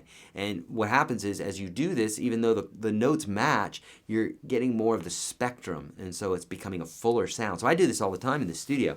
So you don't have to worry how it sounds in regards to, if you're playing the right chords, then you're going to be good. If you're obviously playing the wrong chords, or your guitar's out of tune, or the capo's making it out of tune, you have to adjust for that. But that's about it, you know. Cindy, just bought the system. Excited to get started. Awesome, Cindy. Folks, if you don't know what I'm talking about, what Cindy's talking about right now, UGS 200, okay? YourGuitarSage.com/UGS 200. If you type that in, friends, you will literally go directly to the place that you need to go in order to get $200 off of the lifetime membership to the system today. By the way, if you're on YouTube right now and you're asking me questions, I will not see them. And in fact, we've got some positions over. We got 340 people over at the chat right now. That means we have some room for you. YourGuitarSage.com/live. Head over there right now, and then I can get to your questions. I can't get them over on YouTube right now because I've got one screen specifically that I'm looking at for questions. Cool? All right. Thank you so much, Cindy, for letting me know that. Did I buy the right course for an absolute beginner? If you bought any course from me, you've bought the right course for absolute beginner and for intermediate and advanced. Well, I say that. If any course that you've purchased from me is going to have a beginner section in it. So the answer is yes, you've purchased the right one. Okay. Jeff is asking for an update on my guitar builds. I'm supposed to get the body and the neck this week. In fact, the body is already created and the neck is supposed to be created soon, but any moment now we're going to be getting that. So, all right, pretty cool. Have I heard of musicians? If so, what do you think about it, and would you recommend it in supplementing it with your complete course? William, I've heard of it. Obviously as a guitar teacher, they've tried to get me to pitch it and stuff like that, and it looks okay, you know. It's like, some of those things can be helpful, but to me, there's nothing better than picking up the guitar and learning a song. It's like you have they have all these substitutions and games and stuff like that, and it's fine. It's not to say, I should say, you definitely will learn something from it. You'll learn something from playing Guitar Hero. You're going to learn some eye-hand coordination from that. But are you going to learn guitar quicker than if you had the guitar in your hands and you were learning a song? I don't think so. The quickest way from A to B is a straight line, right? So I would suggest you to just learn songs. But if you're finding that you're on the instrument more by using musician, then do that. You know, you always want to be on the instrument as long as possible. If you capo 3 half steps down from a key, the feel of G, is this related to major minor scale? No, it's not. What you're doing there, well, it could be, but there's more information that's needed there, I should say. Okay. So just doing that essentially will not do it. Okay. Hotel California has great genetic code and really expresses tension and resolution. Indeed. These major and minor chords that we're talking about definitely will create that tension that we're talking about. And that's what all music is about. It's about tension and release. You know, if you don't have that, you have, you know, a perfect example would be like nursery rhymes. There's not much tension in those. They're very simple, very palatable for children to enjoy, but there's not a lot of tension, so they don't pull you. That's why as adults we think they're more boring. It's why kids love them. Okay, so someone's AM Tano is saying save money for a better guitar or upgrade to a cheap Squire. If you're upgrading to a cheap Squire, you're going to have to tell me where you're at right now, because save money for a better guitar. I'd say save money for a better guitar. Get a nice guitar. All right. All right, so Air Rock, Laugh Out Loud. I want to ask you about 3 notes per string scales. Do you have those 7 positions in your Unstoppable Guitar System course? I do, Dusty Rose. I do have those in there, 100%. I've got 3 notes per string scales in all the different positions. Is the Unstoppable Guitar System the right course for an absolute beginner? Yes, it is, indeed. Now, it will bring you through intermediate and advanced as well. But 100%, I start you at square one the first day. Like literally even before you're buying a guitar is where I start you. So like if you've never purchased a guitar and you want to learn how to play guitar, Robert's asking, will the Unstoppable Guitar System help him? Indeed, because it's going to show you how to go purchase a guitar. It's going to show you that once you get the guitar home, how are you sitting it on your lap? The left or the right thigh? What about both? How am I holding the pick? How am I holding my fretting hand? All that. Very, very important, you know. Thank you, Jeff. Yeah, saying it covers all levels of play. Indeed, right? Because we all start in the beginning, right? We all have to start there, so it's important that I've got lessons for that. Which guitar books did I use in my childhood to learn guitar? You know, I learned a lot from tablature books. So like actually reading tablature and learning songs. That was, in fact, my number one book that I gleaned information was from an old Def Leppard book. Because I loved Def Leppard back in the day before they started getting weird and getting cheesy and stuff. But back in the day when they were just like a rock blues band, they were amazing. And I learned all their stuff. Loved it. All right. Good questions. Good questions. Since so many models, I'm having a hard time selecting a guitar balancing price, sound, and playability. Any model suggestions or selection pointers? Binky BK is asking. Binky BK, that's a great question. What I want you to do, and this is for anybody, listen to me. If you are, in fact, I've got two places that I want you to think about here. Number one, YourGuitarSage.com/30. If you have no money today and you're like, Eric, I will never buy a course from you. I love you, but I have zero money and I plan on having zero money the rest of my life and never learning more than the beginner stuff, then I still have lots of videos for you, like over 1,000, okay, on YouTube. And then I have the free course for you. Why am I saying this, Binky? Is because the first 2 lessons at YourGuitarSage.com/30, you'll see the link on the screen there. The first 2 lessons are specifically how to balance price, sound, and playability, like how to purchase a guitar, okay?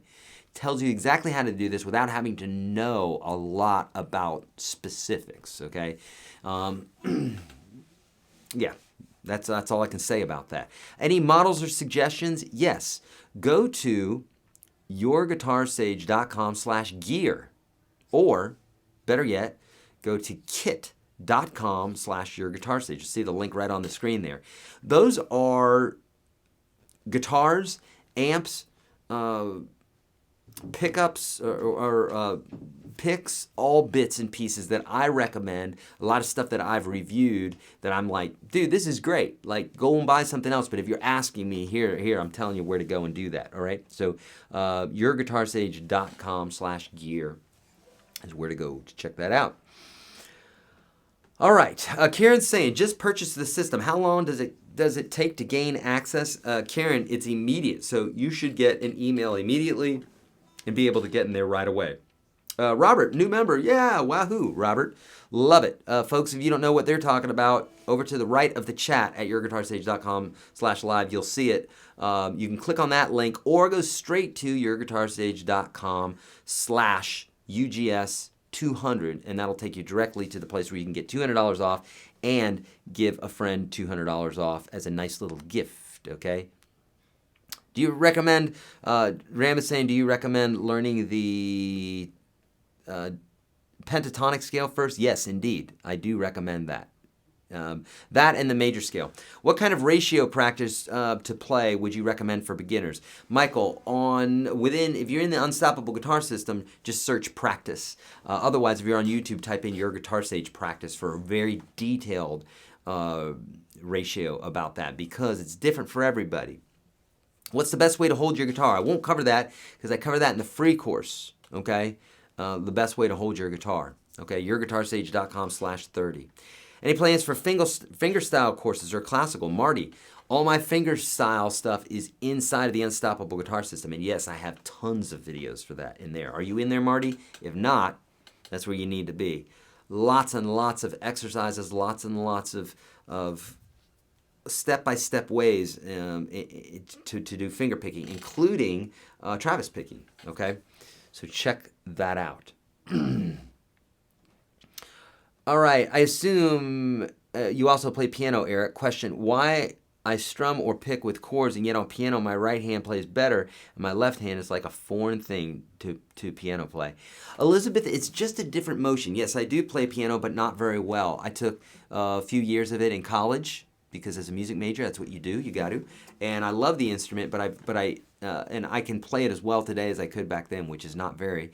That's like I understand it completely theoretically, but I'm not very fast at it because I don't practice it very often, right?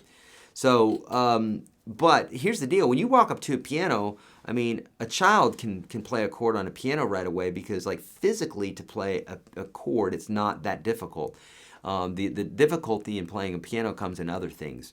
But on the guitar, it's just like violin. It's like there's some calisthenic stuff that is very specific that if you don't get it right, you're not going to get it. On the piano, you can go up and take a finger and go bong, and you can hit a key, and it'll sound as good as Mozart or anybody else because it's just you hitting a key. You know, it's a mechanical thing that's hitting the actual string within the piano. Whereas guitar, it's your finger hitting the strings, right, and your pick hitting the strings, and so it's a lot more intimate, and there's a lot more room for error. That's why. And guess what, Elizabeth? That's everybody. So welcome to the club. Like you're in the right place. Okay, it's not you. It's the guitar, okay?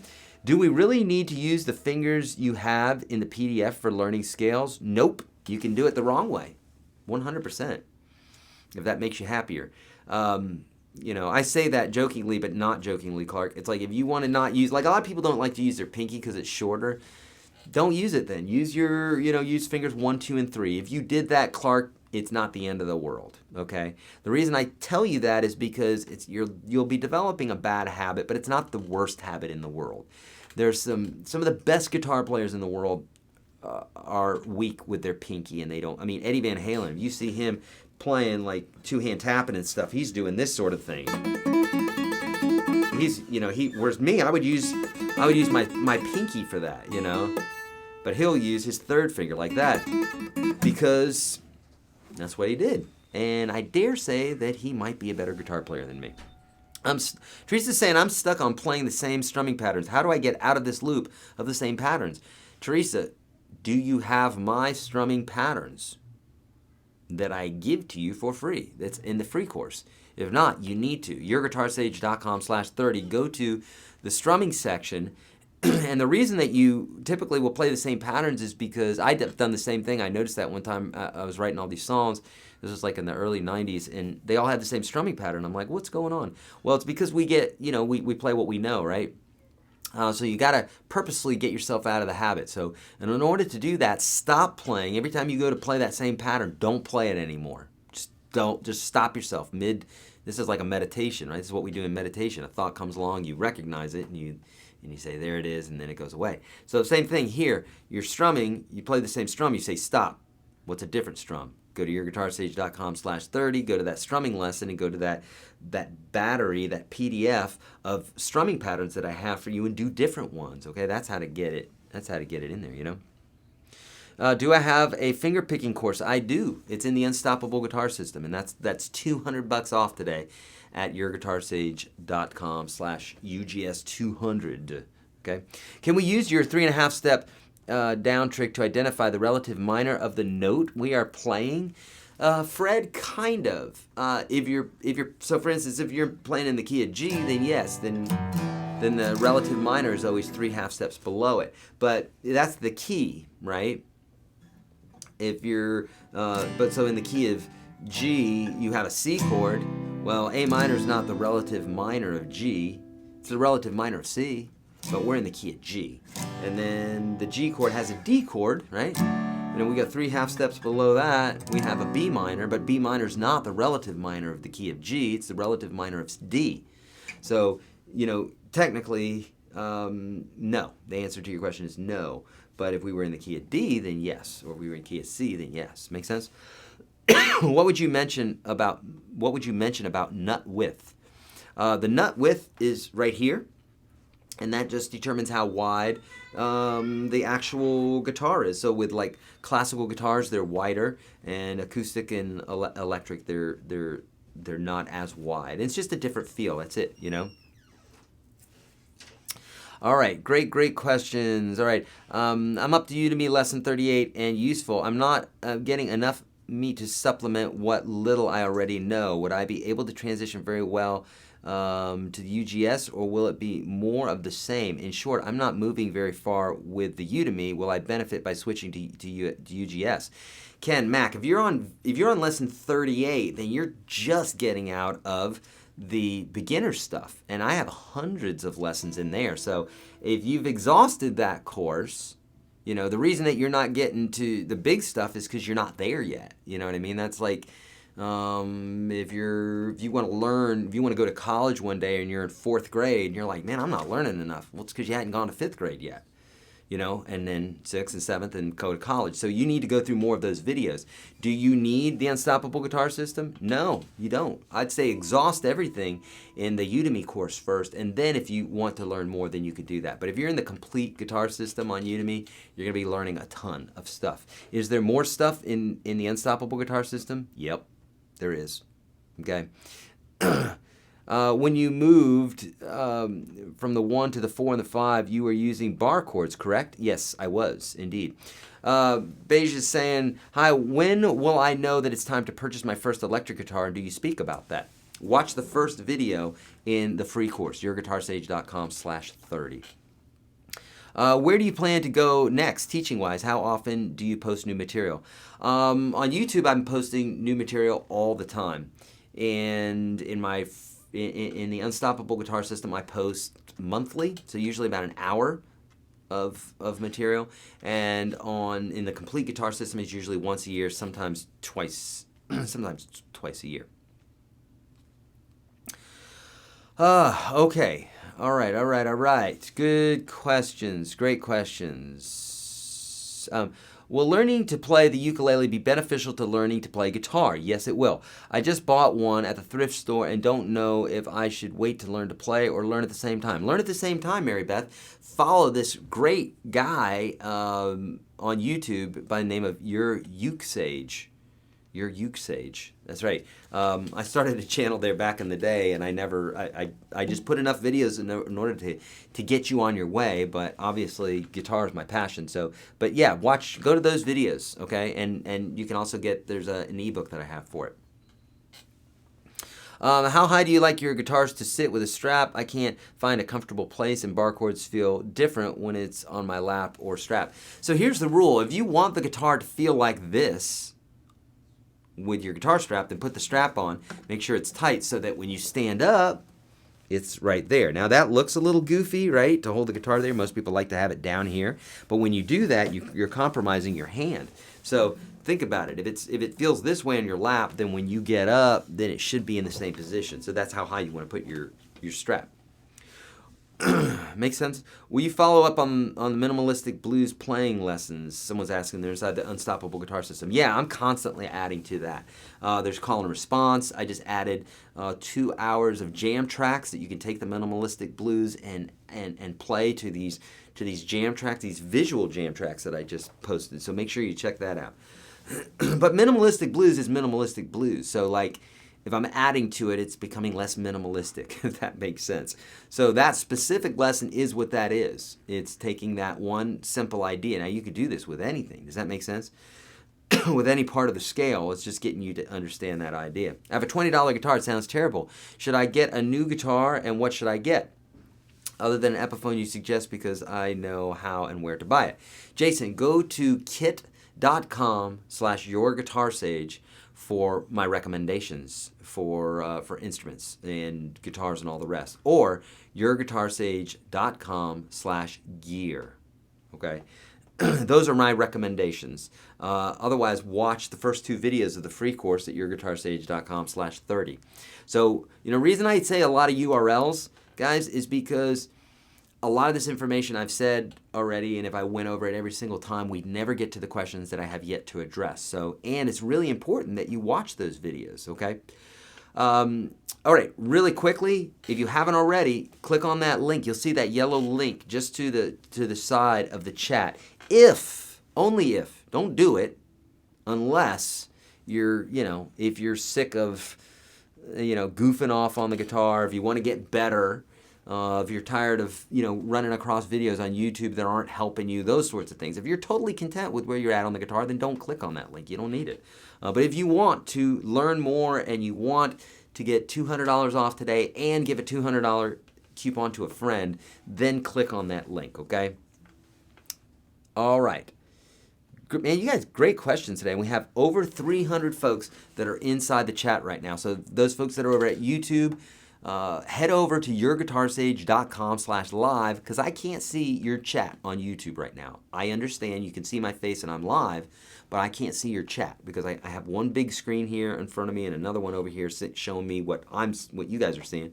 But I've got one screen that has all the questions. It's big enough where I can get to it. So head over to there if you want your questions answered because we have some positions open right now. Okay. All right. Great question. All right, great questions. I'm 38 and I just decided to commit myself to learning this awesome instrument. It is awesome, and I'm feeling a little concerned that I may have waited too long. Nope.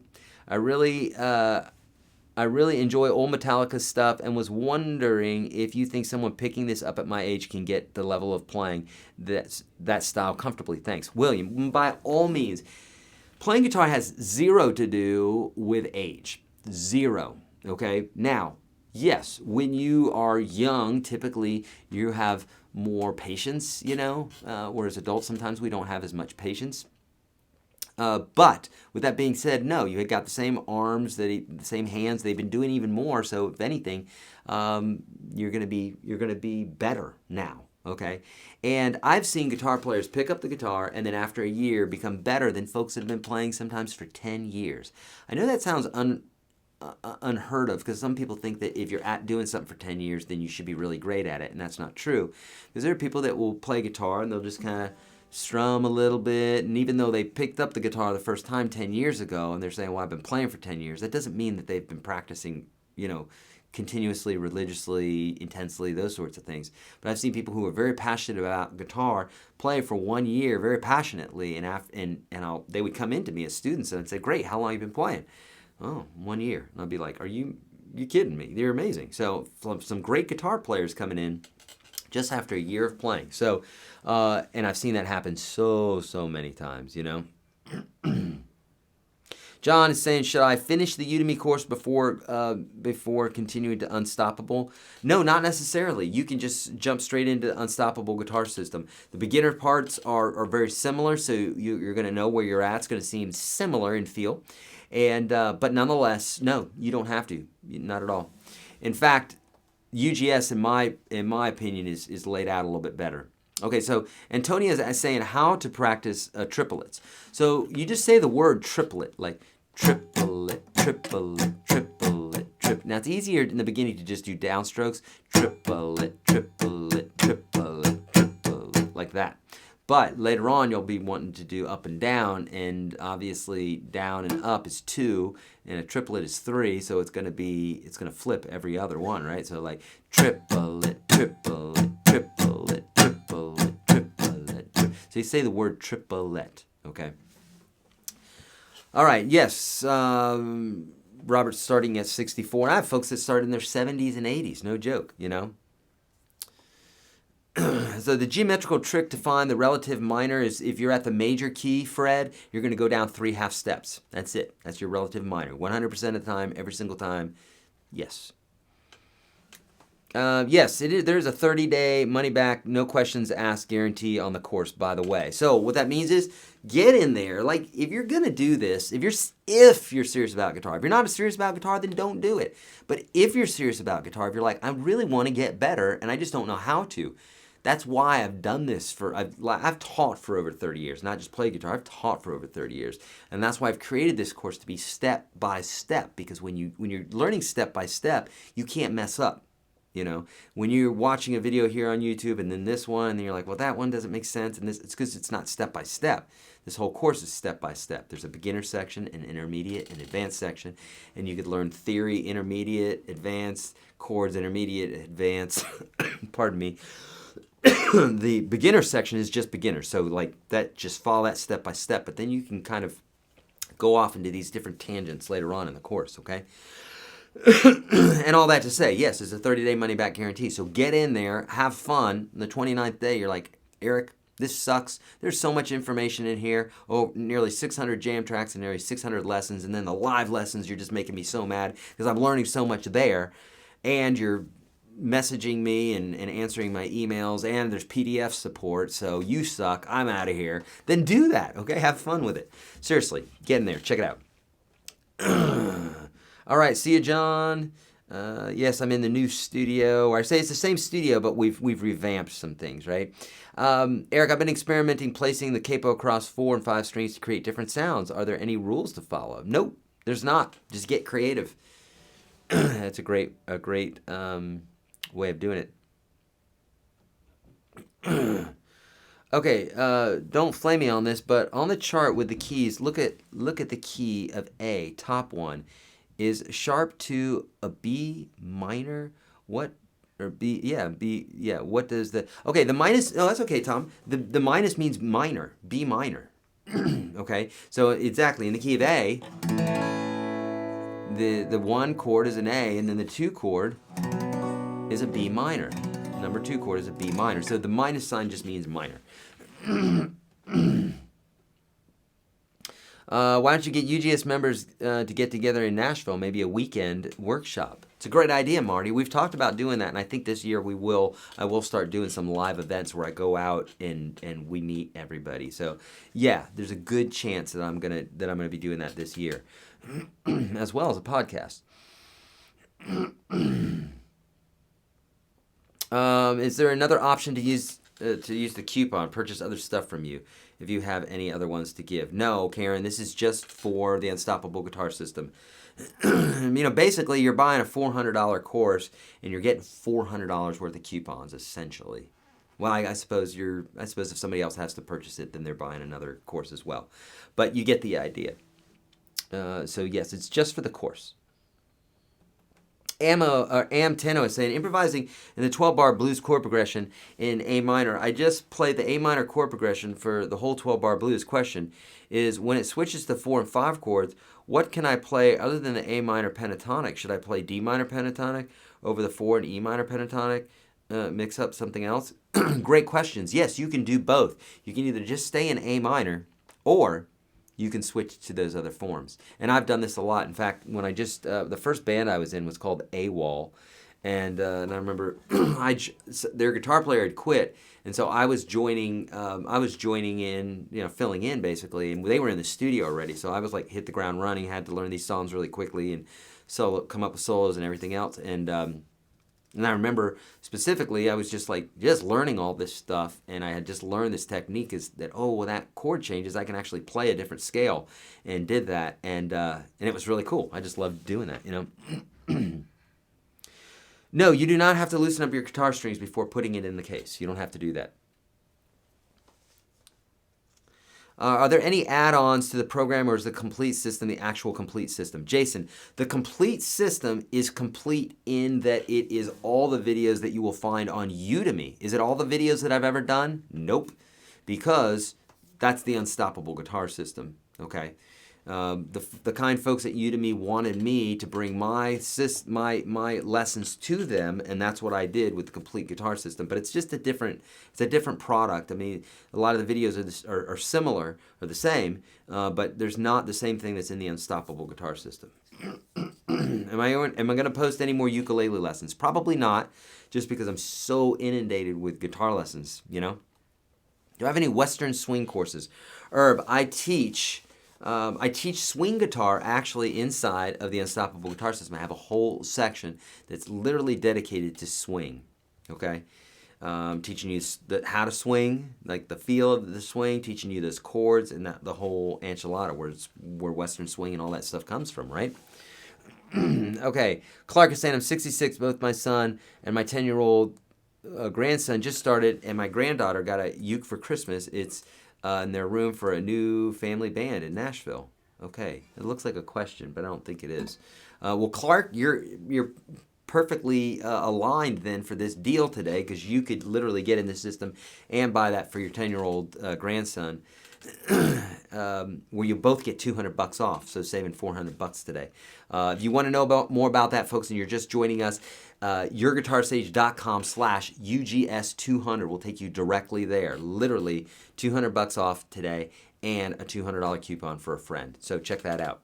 If you're on YouTube, head over to YourGuitarSage.com/live to get your questions answered.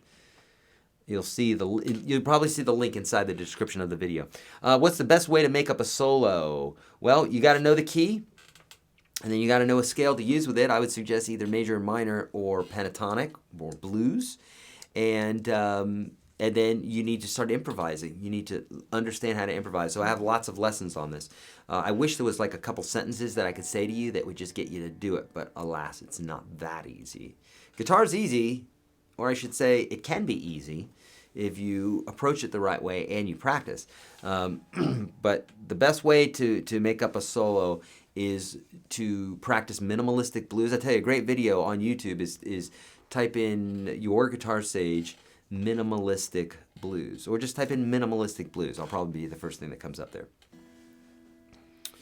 All right, great. Yeah, Rubber Toes, 70 and still learning. It's never too late. Indeed, I've got folks in their 70s and 80s getting into my course. Seriously, I've had lots of folks like that, and they say, in fact, they're not even the ones that are saying, is it too late? They're like, dude, I'm learning this.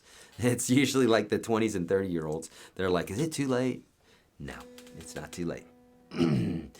Diana saying, don't look to master the guitar. It's the journey of learning and celebrating the small wins that matter.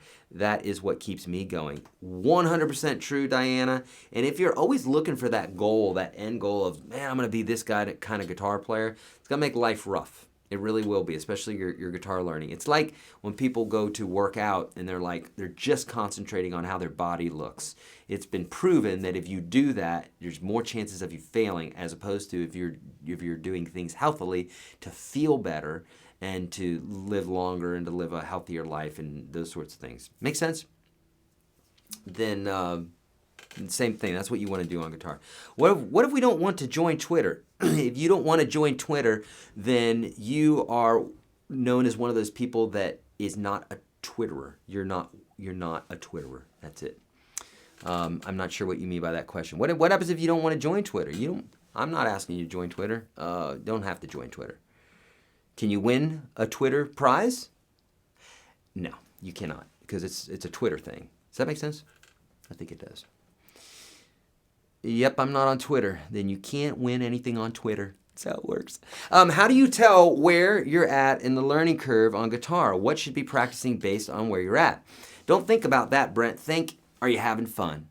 That's what to think, because it doesn't matter. What does it matter if you are an advanced or beginner? It doesn't matter, because there's always somebody else who's better than you, always somebody that's not as good as you. And bottom line, it's about having fun, because if you're not having fun playing guitar, then why are you even doing it? It's not like, I don't know, it's not like, I guess you can make working out fun. I make working out fun, but it's like if you didn't like working out, you're going there for a specific reason, but if you're not having fun, it's like you still do it. Guitar is fun. So I would always look at it like that. Don't look at it like where you're at. Because also, I should say that there's no correct answer for that. Anybody telling you otherwise is a liar, because it's all subjective. One guy's a beginner, and somebody else, he's advanced. So, make sense? Yes. Started at 12 years old. Now 14, but parents say it's too late. How to convince my parents? Well, how to convince them, I don't know how to convince your parents, because I don't know them. But bottom line, that's no. Starting at 14, I started at 14. There's a ton of people. There's some of the greater guitar players didn't start till after then. So starting earlier is great. It's like we have lots of this in Nashville, where you'll have this like young singer or young guitar player, and they're amazing, and people just like, oh, they're so amazing, and I'm like, that's great, because when they're 18, they're going to be a great guitar player. And the guy that started at 16 and really worked his ass off, or the girl that worked really hard at 16 for 2 years, is going to be probably just as good as that one. They're going to have more experience, but bottom line, you can catch up very quickly. So 12 years, 14, or 84, I don't care when you're starting guitar. It's never too late. I mean, I'm not just saying that. It's kind of a ridiculous notion. Like, what does that mean, too late? Does that mean you go to play the guitar and your hand's gonna fall off, or does that mean that you can't learn anything at 84 or 14? No, of course not. So I'd fire your parents, honestly. I'm joking. They're probably very kind parents. They just, for some reason, parents don't like when children go into music and that sort of thing, because they think it's useless and that they'll never make money on it and they'll never be able to serve the world and that sort of thing. And that's what my dad thought. And God rest his soul. But he was very supportive to me. But he thought, well, why would you be going into music? You can't do anything with music, and what are you going to do with it? It's a hobby. Well, I've been doing it since I was 14.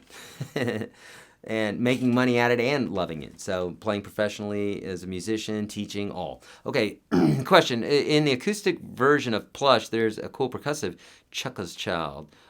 How does one learn that? I don't know. I don't know that song. I probably do know the song, but I can't think of it off the top of my head.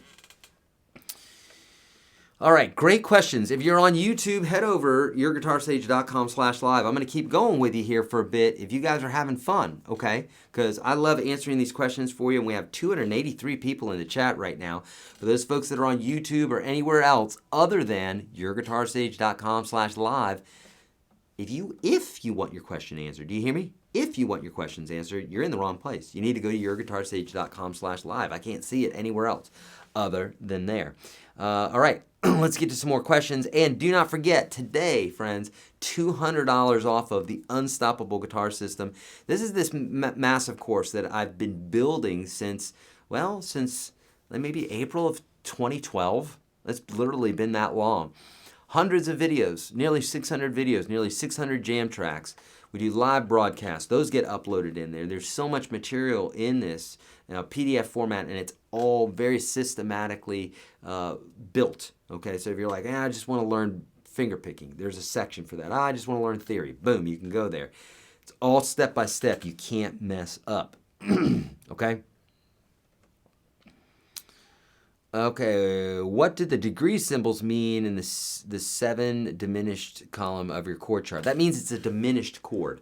The degree symbol means diminished,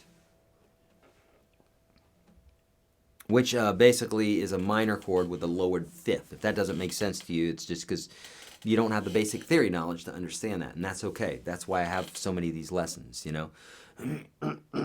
Western swing. Western swing music is basically like... it's like old country western music. It's old country western, basically. All right, Greek. Where did I go to college? I went to Brevard Community College for the first 3 years, and then I went to Belmont University in Nashville, Tennessee. Corn Cake is saying, got your Udemy course, Eric. Just wanted to say thank you for putting out such a comprehensive course. Love your approach to teaching. Thank you, Corn Cake. And I love your name, and I love your avatar of that little dog. Is humidity a problem with guitars? Yes, it is. It can be. Do you take any steps to avoid guitars drying out and splitting the wood? Yes. If you are in a dry climate, you need to get humidifiers. Indeed, because you typically want 45 to 65. That's being kind of liberal. Typically, you want it a little bit, range a little bit tighter than that. But 45 to 55, or 45 to 65 is the range that you want your guitars in so they don't split. Yeah, it's very important. Very important. I'm looking to upgrade my guitar. When will your design be available for purchase? Plant is saying. Well, I'm going to have the prototype this week, and I announced this maybe like a month ago, maybe a month and a half ago, and I said 6 months. I think it will be less than that. I think it'll be available sooner. Are there any giveaways coming up soon? I've been giving away a guitar. Friends, those who are listening right now, I've been giving a guitar away every single Thursday on the live webcasts. that I do on Facebook. Well, I do them on YouTube as well, Facebook and YouTube, 11 a.m. Central Standard Time. And we give away stuff every single week. So every single month, every single week, I'm always giving stuff away. So yeah, you just need to, if you're not following my stuff, my social stuff, you need to, because that's how you'll know about all that stuff.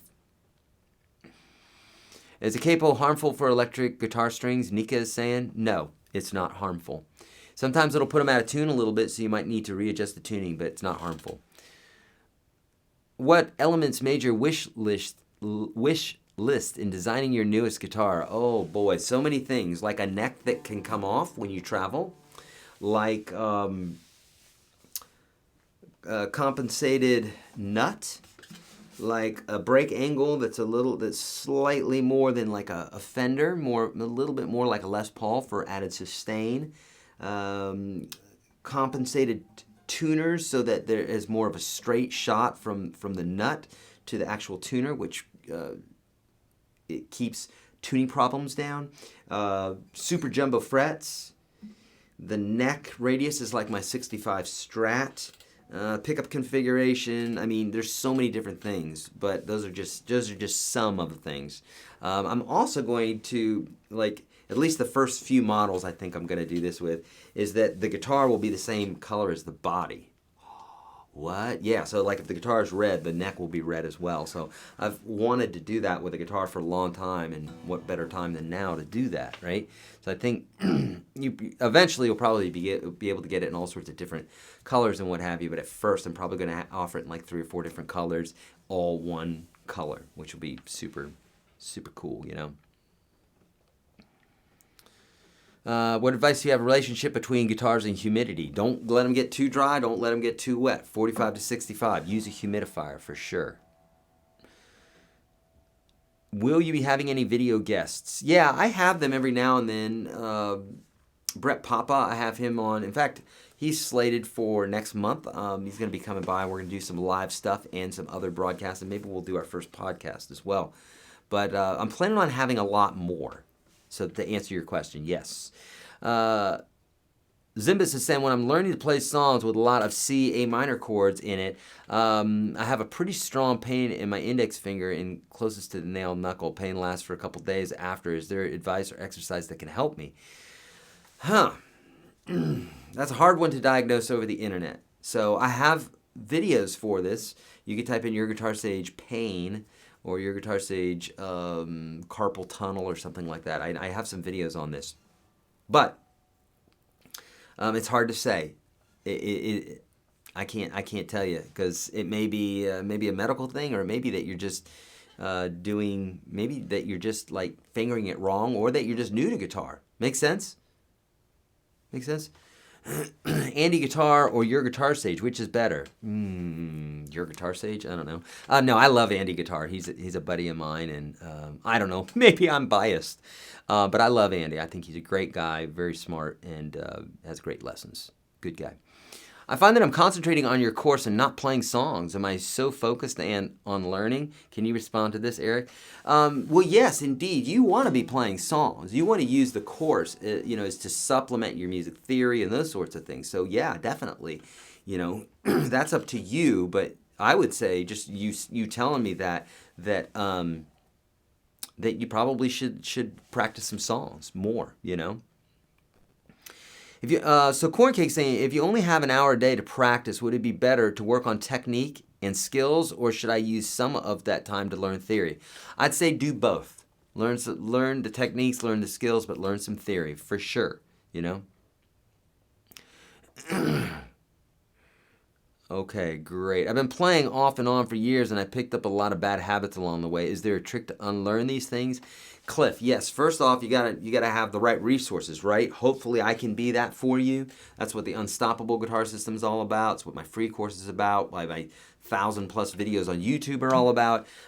So yes, indeed, you can unlearn bad habits. But first, you have to identify it and say, it's a bad habit, and this is why. And then 2, you need to replace it with something that's the correct habit, and then you need to practice it. And eventually, yes. But any bad habit on anything, guitar or anything else, can be unlearned for sure. If it can be learned, it can be unlearned. For sure. My life coach told me that yesterday. Yes, I have a life coach. At least I do right now. We'll see how that turns out. All right. Can online videos ever truly replace one-on-one from a live guitar teacher? It's a great question. I answered this on Thursday as well. Yes, I think so. I teach one-on-one. I try not to because I can reach so many people like this. I mean, I got at least 300 people listening to me right now, 265 in the room, and however many hundred on YouTube. And I don't know, we may be on Facebook as well, but whatever. Nonetheless, I can reach a lot of people all at once. So that's what I love about it. What I love about one-on-one is you can interrupt me right in the middle and say, yeah, but show me how you're doing this, and show me that, and this, that, and the other thing. The thing I don't like about one-on-one lessons is they're very expensive, and they keep me from being able to reach a lot of people at once. So I don't even like to teach one-on-one anymore if I don't have to. I mean, it's not that I don't like doing it, but if I had my druthers, I would be teaching online than teaching one-on-one. So, yes, if you have the right teacher who's teaching you online, then and you're practicing, then yes, indeed, you can not have an online guitar teacher.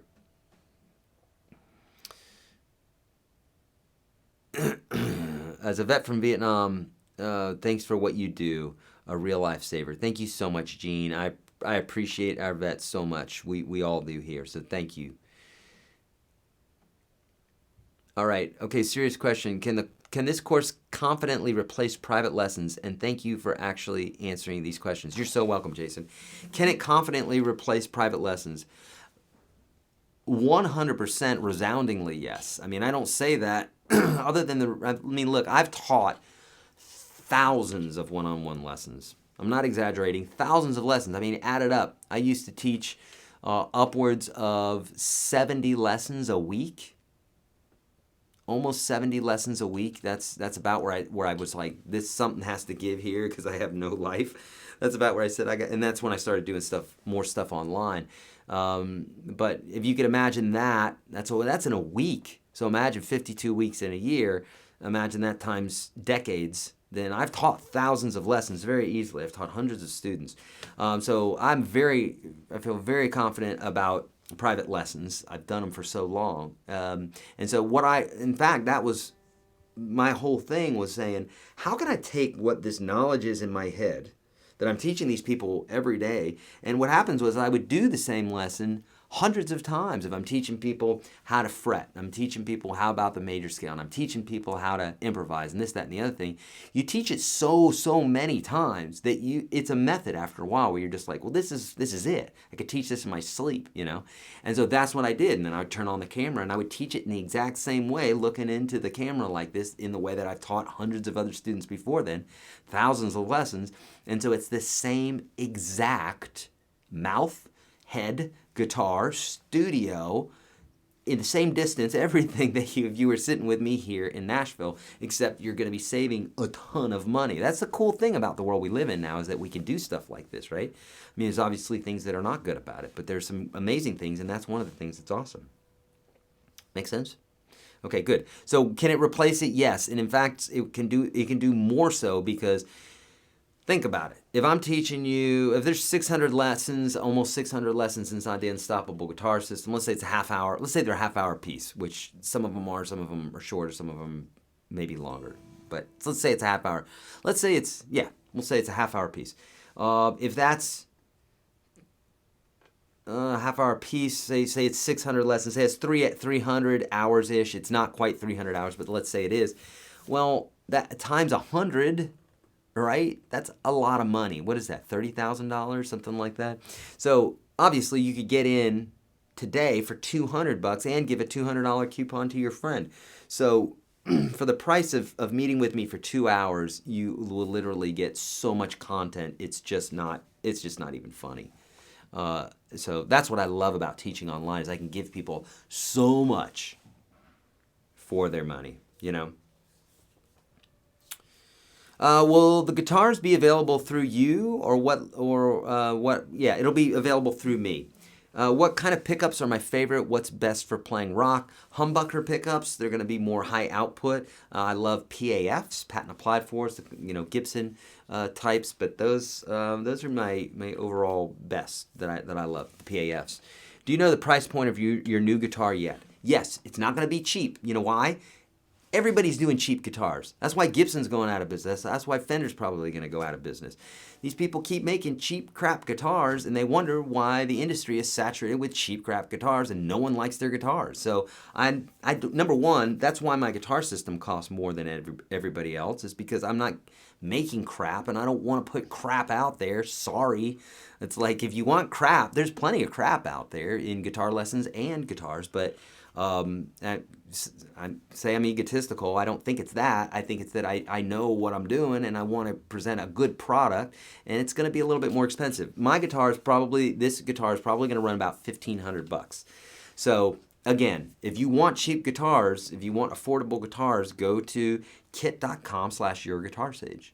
Go to YourGuitarSage.com/gear, and I've got plenty of cheap guitars for you to buy. But this is going to be an exceptional guitar. There's been decades of dreaming put into this guitar, okay? Decades of dreaming. It's finally coming to fruition, so it's legit.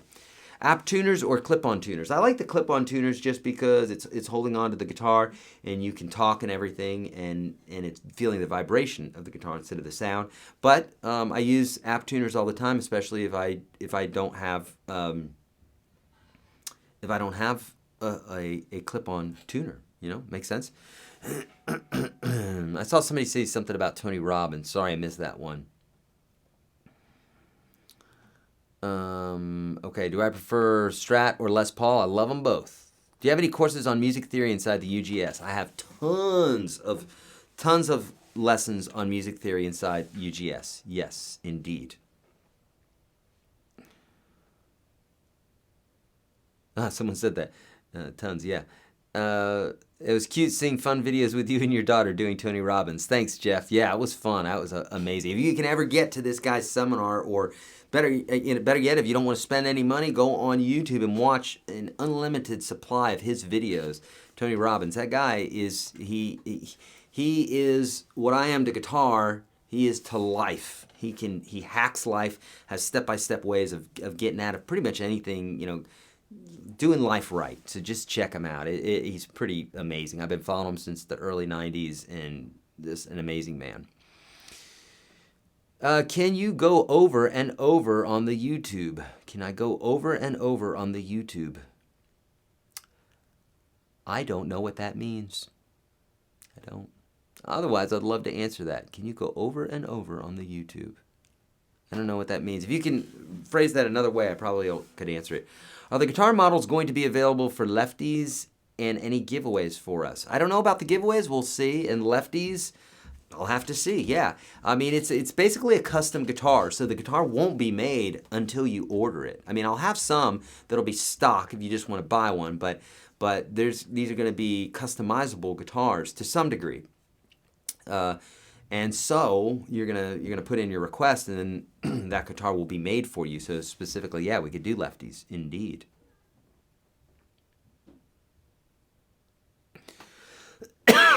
Pardon me.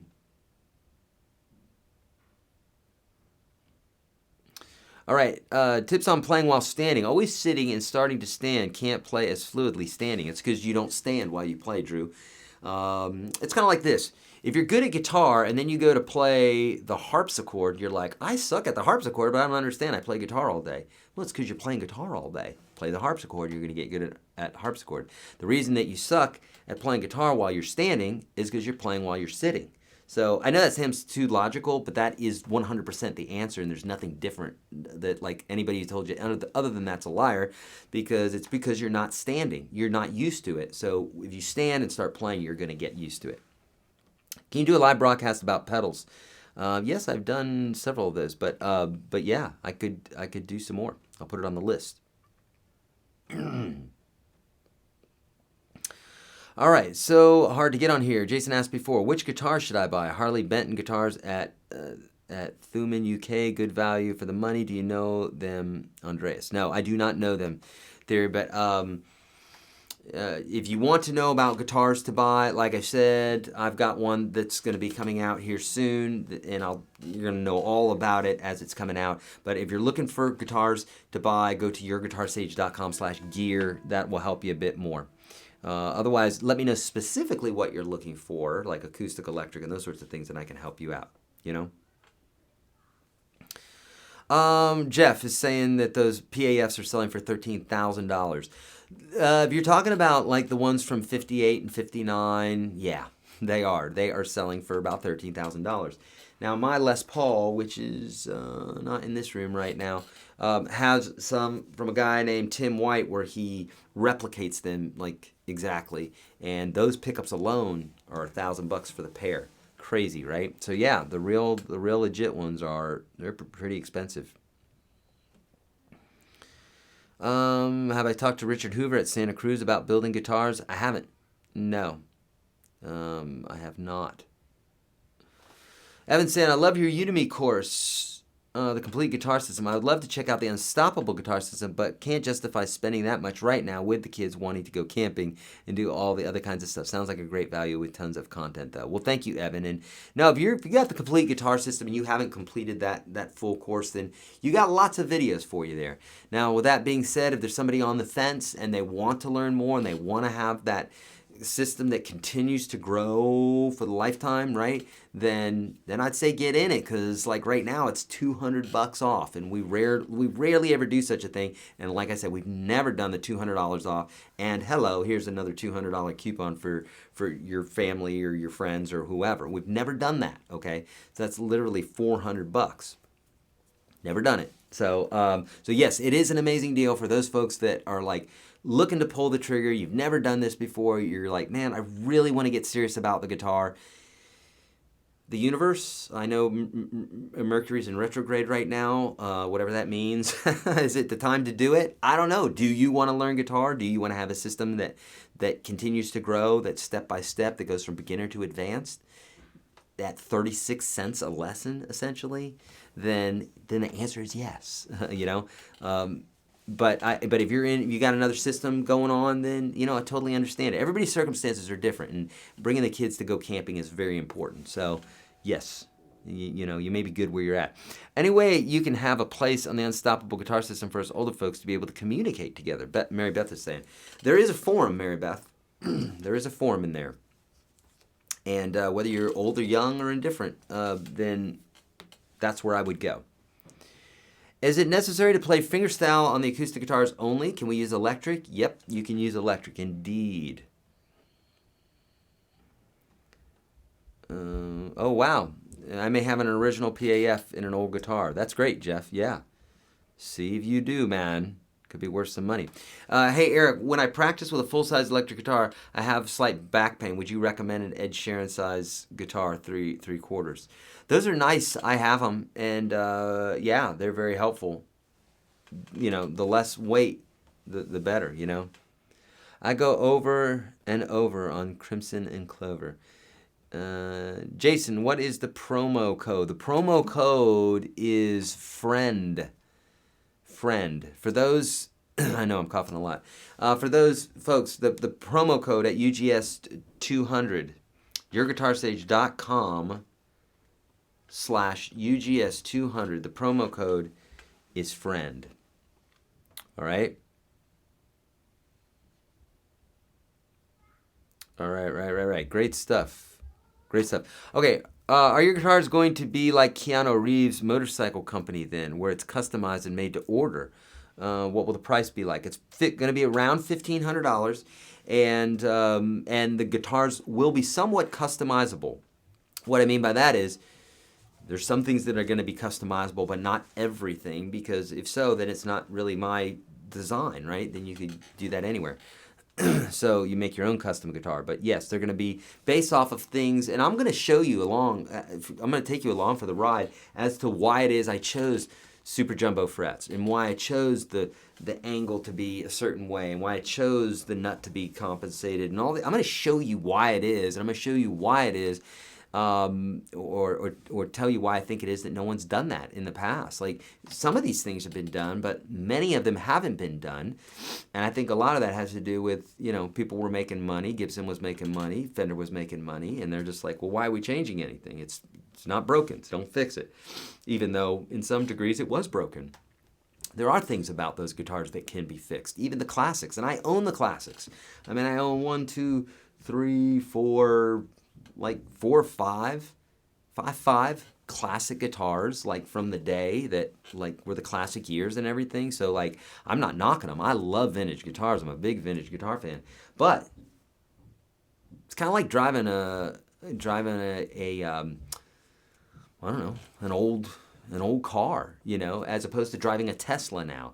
That old car may be worth tons more than a Tesla, but when you get a Tesla, you're like, whoa, right? Feels nice, or Rolls Royce or something like that, because it's made with different craftsmanship, and that's what these guitars are going to be like. The guitars are going to be electric to start, and Karen is asking, they're going to be electric at first, but I'm planning on making some acoustics as well eventually. Okay. Will the nuts be wider? No, they will not necessarily. They're just going to be just standard nut width, standard. What is your favorite guitar player? Ooh, God, so many of them. Maybe Eddie Van Halen. Maybe Eddie Van Halen, I would say, is probably one of my favorite guitar players. Just amazing. Okay, thanks, Eric. I'll be 75 in May, and thanks to you, I can play 200 songs and play and sing old country. By the way, love your haircut. Thank you so much, Catherine. I appreciate that. That's so sweet. Nice, 71. See, I'm telling you, folks, like people saying they're 14, is that too early to start? For real? Look, yeah, folks, it's in their 70s, in their 80s, who are slaying it. You know what I mean? So it's like age has nothing to do with anything. It's an excuse that people will use so that they don't have to try, and that's just being honest, you know, because I don't BS, I just tell the truth, you know. What do you do for meditation in your mornings? Glad you asked, Mary Beth. So I wake up at 4 a.m. and I'll do a half hour of gratitude while I'm doing yoga, and then I will do a half hour of what I call creative thinking, which is basically when I dream up of a guitar. Like I'll just think of every single thing that I want in a guitar. And I just like Disney thinking, just like literally anything that I can think, as if I had unlimited money. And because that gets me to think creatively. So I do that for about a half hour while I'm doing yoga. Or maybe jumping around on a trampoline, I'll actually do that. I'll do a half hour of just like straight up meditation, where I'll typically, sometimes with a program, sometimes with like binaural beats or some sort of like real light space music or something like that to just kind of get me in the zone, watch my breath, so all sorts of bits and pieces. So I usually will have 3 hours in the morning before everybody wakes up and the house starts stirring, and then part of that is guitar playing. Obviously that's not much of meditation, but it kind of is, because you're focused on one thing, right? Frank is saying, I hope to surprise my son with a cool guitar. Did you announce the winners already? I did. We just started playing and are following your stuff, and it is awesome. Yeah, you can always go backwards in the video and watch. All right? All right, well, I've been missing anything by using the 30 free courses first and then buying, rather than just buying the course up front, other than the $200 with the $200 savings. Will I be missing? No, you won't be missing anything. By using the 30 free courses first and then buying, rather than just buying the course up front. Well, you'll be saving you'll be missing out on $200, William, because later on this course that we're selling for $200 today, I mean, it's basically $200 off plus a $200 coupon for a friend. Then yes, if you wait, then yeah, you'll be paying $400. So you'll be missing $200, which I don't know about you, but I don't want to miss $200 anything. Yeah, you'll be missing $200. Will you be missing anything course-wise? Nope. You won't be missing anything course-wise. Sir, your book's available in India. Do you have any new books coming up? On what topic? Yeah, my course. Well, if you can buy books on Amazon, then they're available in India. No new books coming up right now, though.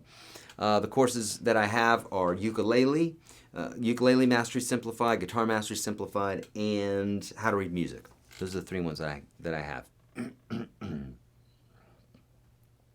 55 just started. Love it. You know.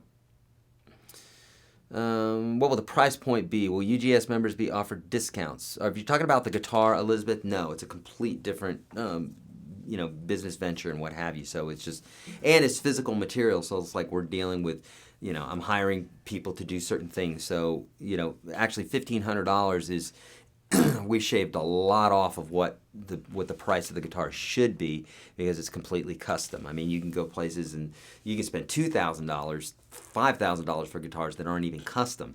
This is a custom guitar, okay? All right. What are bine beads? I don't know what that question means. Mary Beth, I'm not sure. I'm so sorry. Guys, we're going to keep going. I'm going to keep answering some questions here because you guys are here. And we have 235 people in the chat, and you guys keep going. So I love you guys. Thank you so much for that. Really quick, those folks that are on YouTube, head over to YourGuitarSage.com/live because I'm going to continue to answer your questions here for a bit. As long as you're here with me, I'm here with you, okay? So let's keep going. And if you haven't already, listen, friends. I know I give lots of free stuff out. I love doing that. Why do I love doing it? Because it's just fun. It's better to give than to receive, and it's true. I really do love giving stuff away. This guitar, I'm happy to see it go. I really am. I mean, a little bit sad, right? Because it's been with me for so long, but I'm more happy to see it go because it's like in this whole breathing in and out. It's that whole thing in life. You can't just breathe in. You got to breathe out. You got to give back. So I get so much from you guys. I like giving back. And that's why I'm giving this guitar away. That's why we're giving all these courses away, the whole 9 yards. So I love doing that. But friends, seriously, if you're on the fence about learning the guitar, then I don't know what else I can do for you other than give a ton of stuff away and discount my most expensive, my most premium product by cutting it in half and giving you a coupon for somebody else to get half off. So I've never given more away in a broadcast than today, have I? I don't think so. That's it. I mean, if there's something else, you guys remind me, but I don't think I've ever done that. So all that to say, if you're on the fence about it, get in there, because here's the deal. Let's say you go in there and you're like, man, I don't know, maybe I want to buy it later. Well, cool. Well, later on it's going to be $400. If you get in today, you get it for $200. You get the coupon, and here's the deal.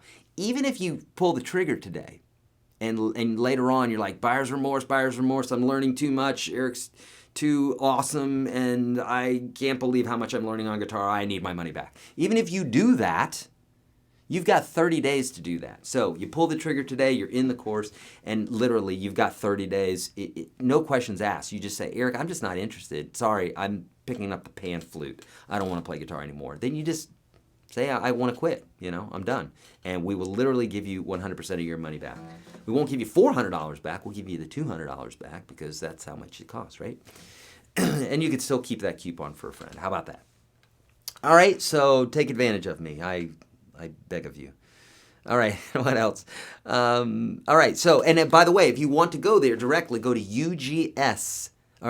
go to YourGuitarSage.com, you know that one, right? /UGS 200. Click on the button that's just to the right of the chat. You'll see it says full details. Click here, click there. All right, great. Jerome, I have not heard of Guitar Fetish. I have not heard, so I'm sorry. I wish I could. I wish I could do more. You said in your meditation something about beads, or did I mishear? Oh, let me think. Okay, let me see. Okay, so let me tell you. I'll tell you my routine again. So I do a half hour of yoga while I'm doing a half hour gratitude. So I'm thinking about things that I'm grateful for. Right? I just like go into that, like what I'm thankful for. I'm thankful for my job, my guitars, my wife, my son, my daughter, and like I think about all these things, and I really like immerse myself in that gratitude of being thankful. It messes with your mind in such a great way. It really makes you thankful. Do it. If you haven't done it, do it, and do it as much as possible. And then do a half hour of yoga. Then I go into a half hour of what I say creative thinking. Okay. What else did I say? I do a half hour of I journal. I don't know where the beads, I don't know where that came from. I'm sorry. I'll think about that one, Advice for fat fingers, especially concerning C chord. Robert, watch on YouTube, for inspiration, I have a playlist that says disabilities, what disabilities? It's on YouTube. You can type that in, disabilities, what disabilities? And it'll show you all sorts of folks that are blind, folks that have digits missing, folks that have hands missing, folks that have arms missing, and they play the guitar. How? They put the guitar on the ground and they start playing with their big fat toes.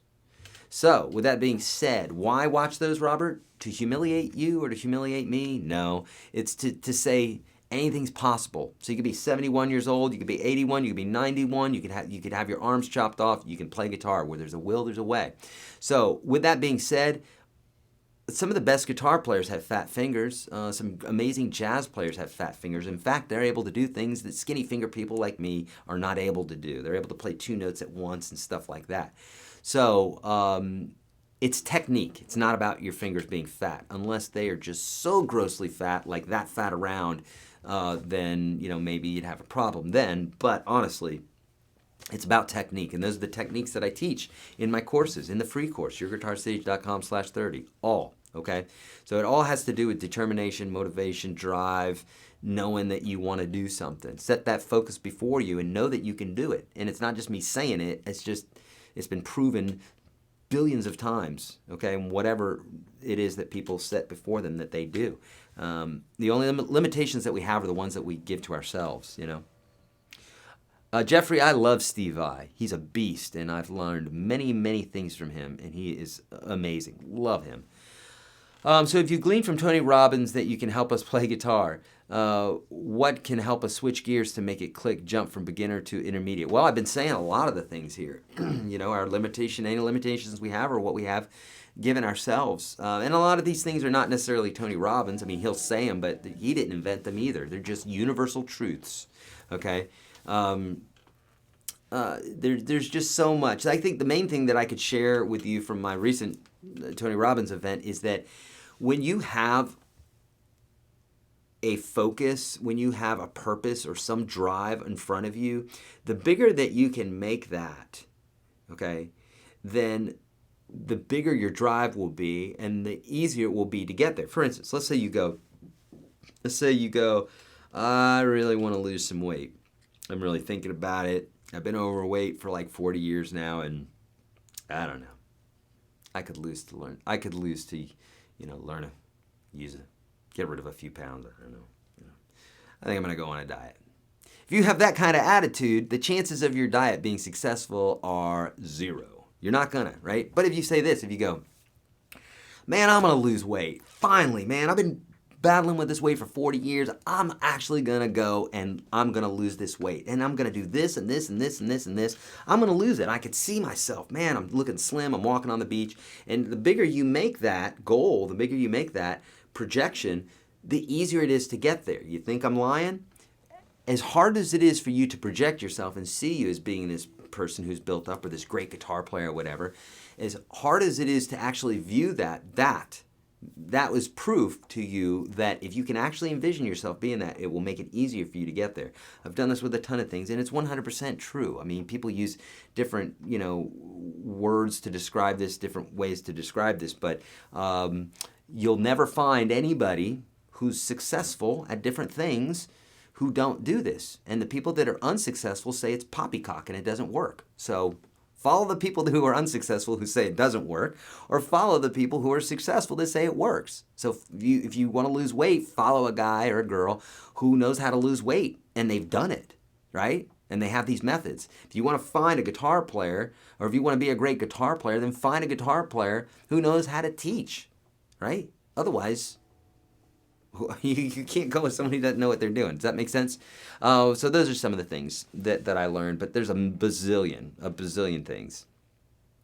It was just, what a great event, Have I ever taught an ADD student? Yes. A lot of my students, quote unquote, had ADD. I've taught autism, kids with autism. I've taught all sorts of disabilities. And honestly, music helps out a ton. So does eating the right food. And you're going to see a lot of that starting to come out in the press over the next few years. A lot of people don't believe that. It's because it's been stifled and kept down. But bottom line, the way you eat has everything to do with the way you think. It's true. Don't believe me. You'll believe me one day. Okay. Just started the acoustic at 50. No, love it. I love it. And want an electric. We'll be playing country blues, some rock. Really like the clean sound. Should I get humbuckers or will they change the clean sound? Humbuckers are typically more overdriven or more. They have more. It's basically like it pushes more sound through the cable, if you will. You're getting more volume. Okay, and so technically, like generally is what I'm saying. You can have a weak humbucker in a loud single coil, but if we're talking generalities, humbuckers, since it's two pickups put together, it's going to have a bigger sound. And yes, they are not as clean as single coil pickups, indeed. I don't have an opinion on the Zex coil pickup because I don't know what that is. Sorry, my friend. Evan, what woods are we using with the new guitar? We're using maple.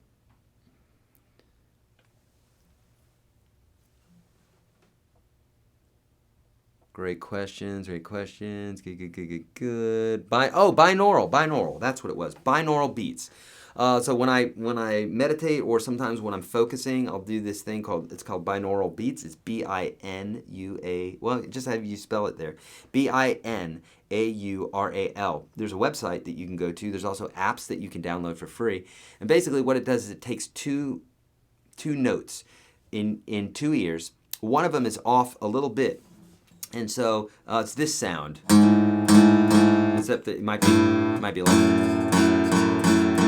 like that, or it might be like might be that kind of sound. Those are two notes together. That's a little bit dissonant, but basically it's two notes that are slightly out. And basically what it does is it creates another frequency because the oscillation of those two, right? A note is when something oscillates, right? Like a string, it's moving, it's oscillating, so it's creating a certain frequency. But if you take two frequencies and you put them together and they're off of each other, they're not pitched perfectly, then like this, you can hear this happening.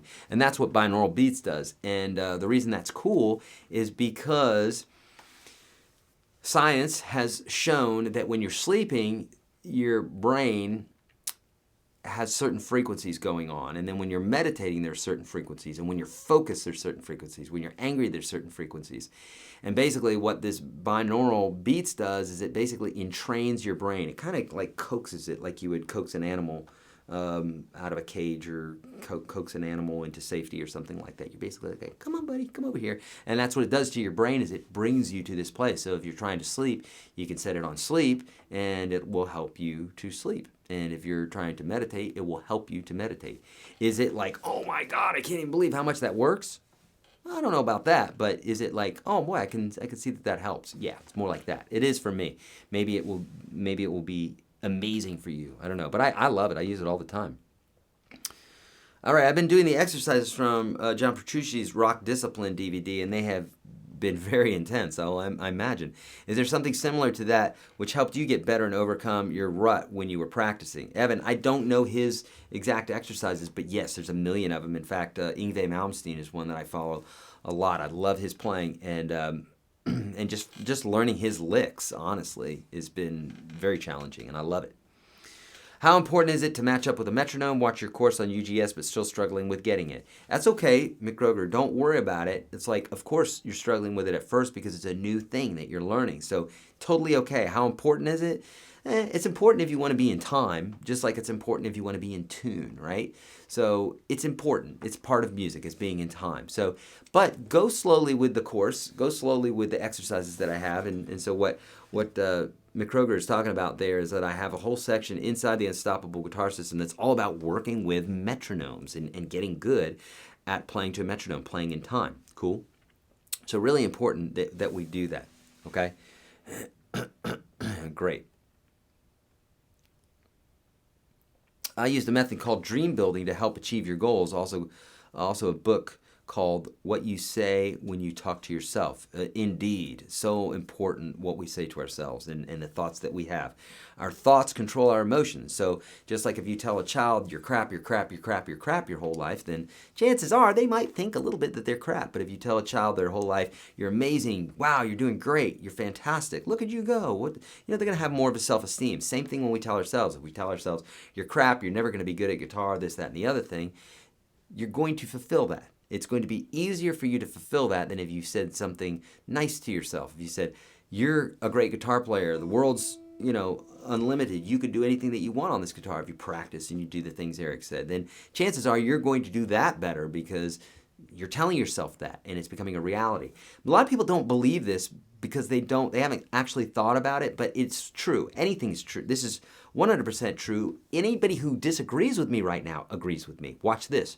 When you get in your guitar, do you just like randomly drive and then go, oh, look, I friggin' ended up where I wanted to end up. Look at that. Out of all the billions of places there are on the world, I ended up exactly where I wanted to go. No, it's not what you did. Before you even got in the car, you said, I got to go to blank. And you ended up there, right?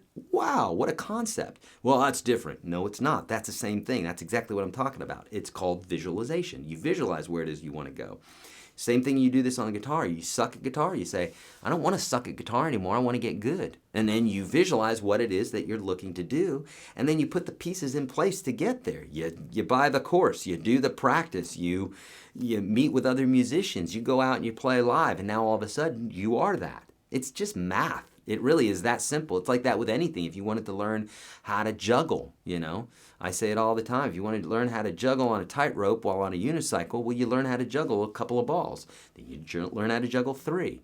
Then you learn how to ride a unicycle separately. Then you learn how to ride the unicycle and juggle at the same time. Then you learn how to walk a tightrope. Then you learn how to walk a tightrope on the unicycle. Then you learn how to you learn how to ride that unicycle on a tightrope while you're juggling.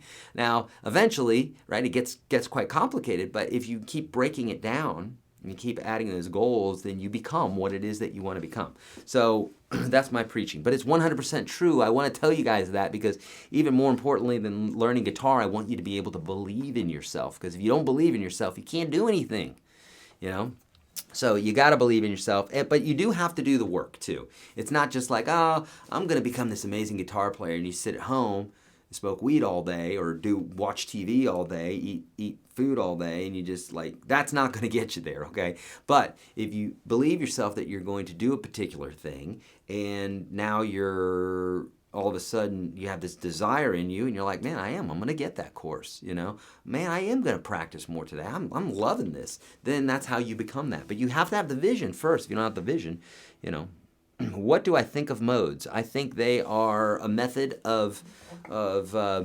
playing that most people don't use because it's very jazzy sounding. So if you love jazz, Jeffrey, then I would suggest that you study modes. And I talk about modes inside my Unstoppable Guitar System, but I don't talk about them that much because, to be quite honest with you, people like modes or other things. They like to kind of focus on a particular thing and hope that one thing is going to make them a better player, when in fact it's not that. It's that they just need to practice those basics.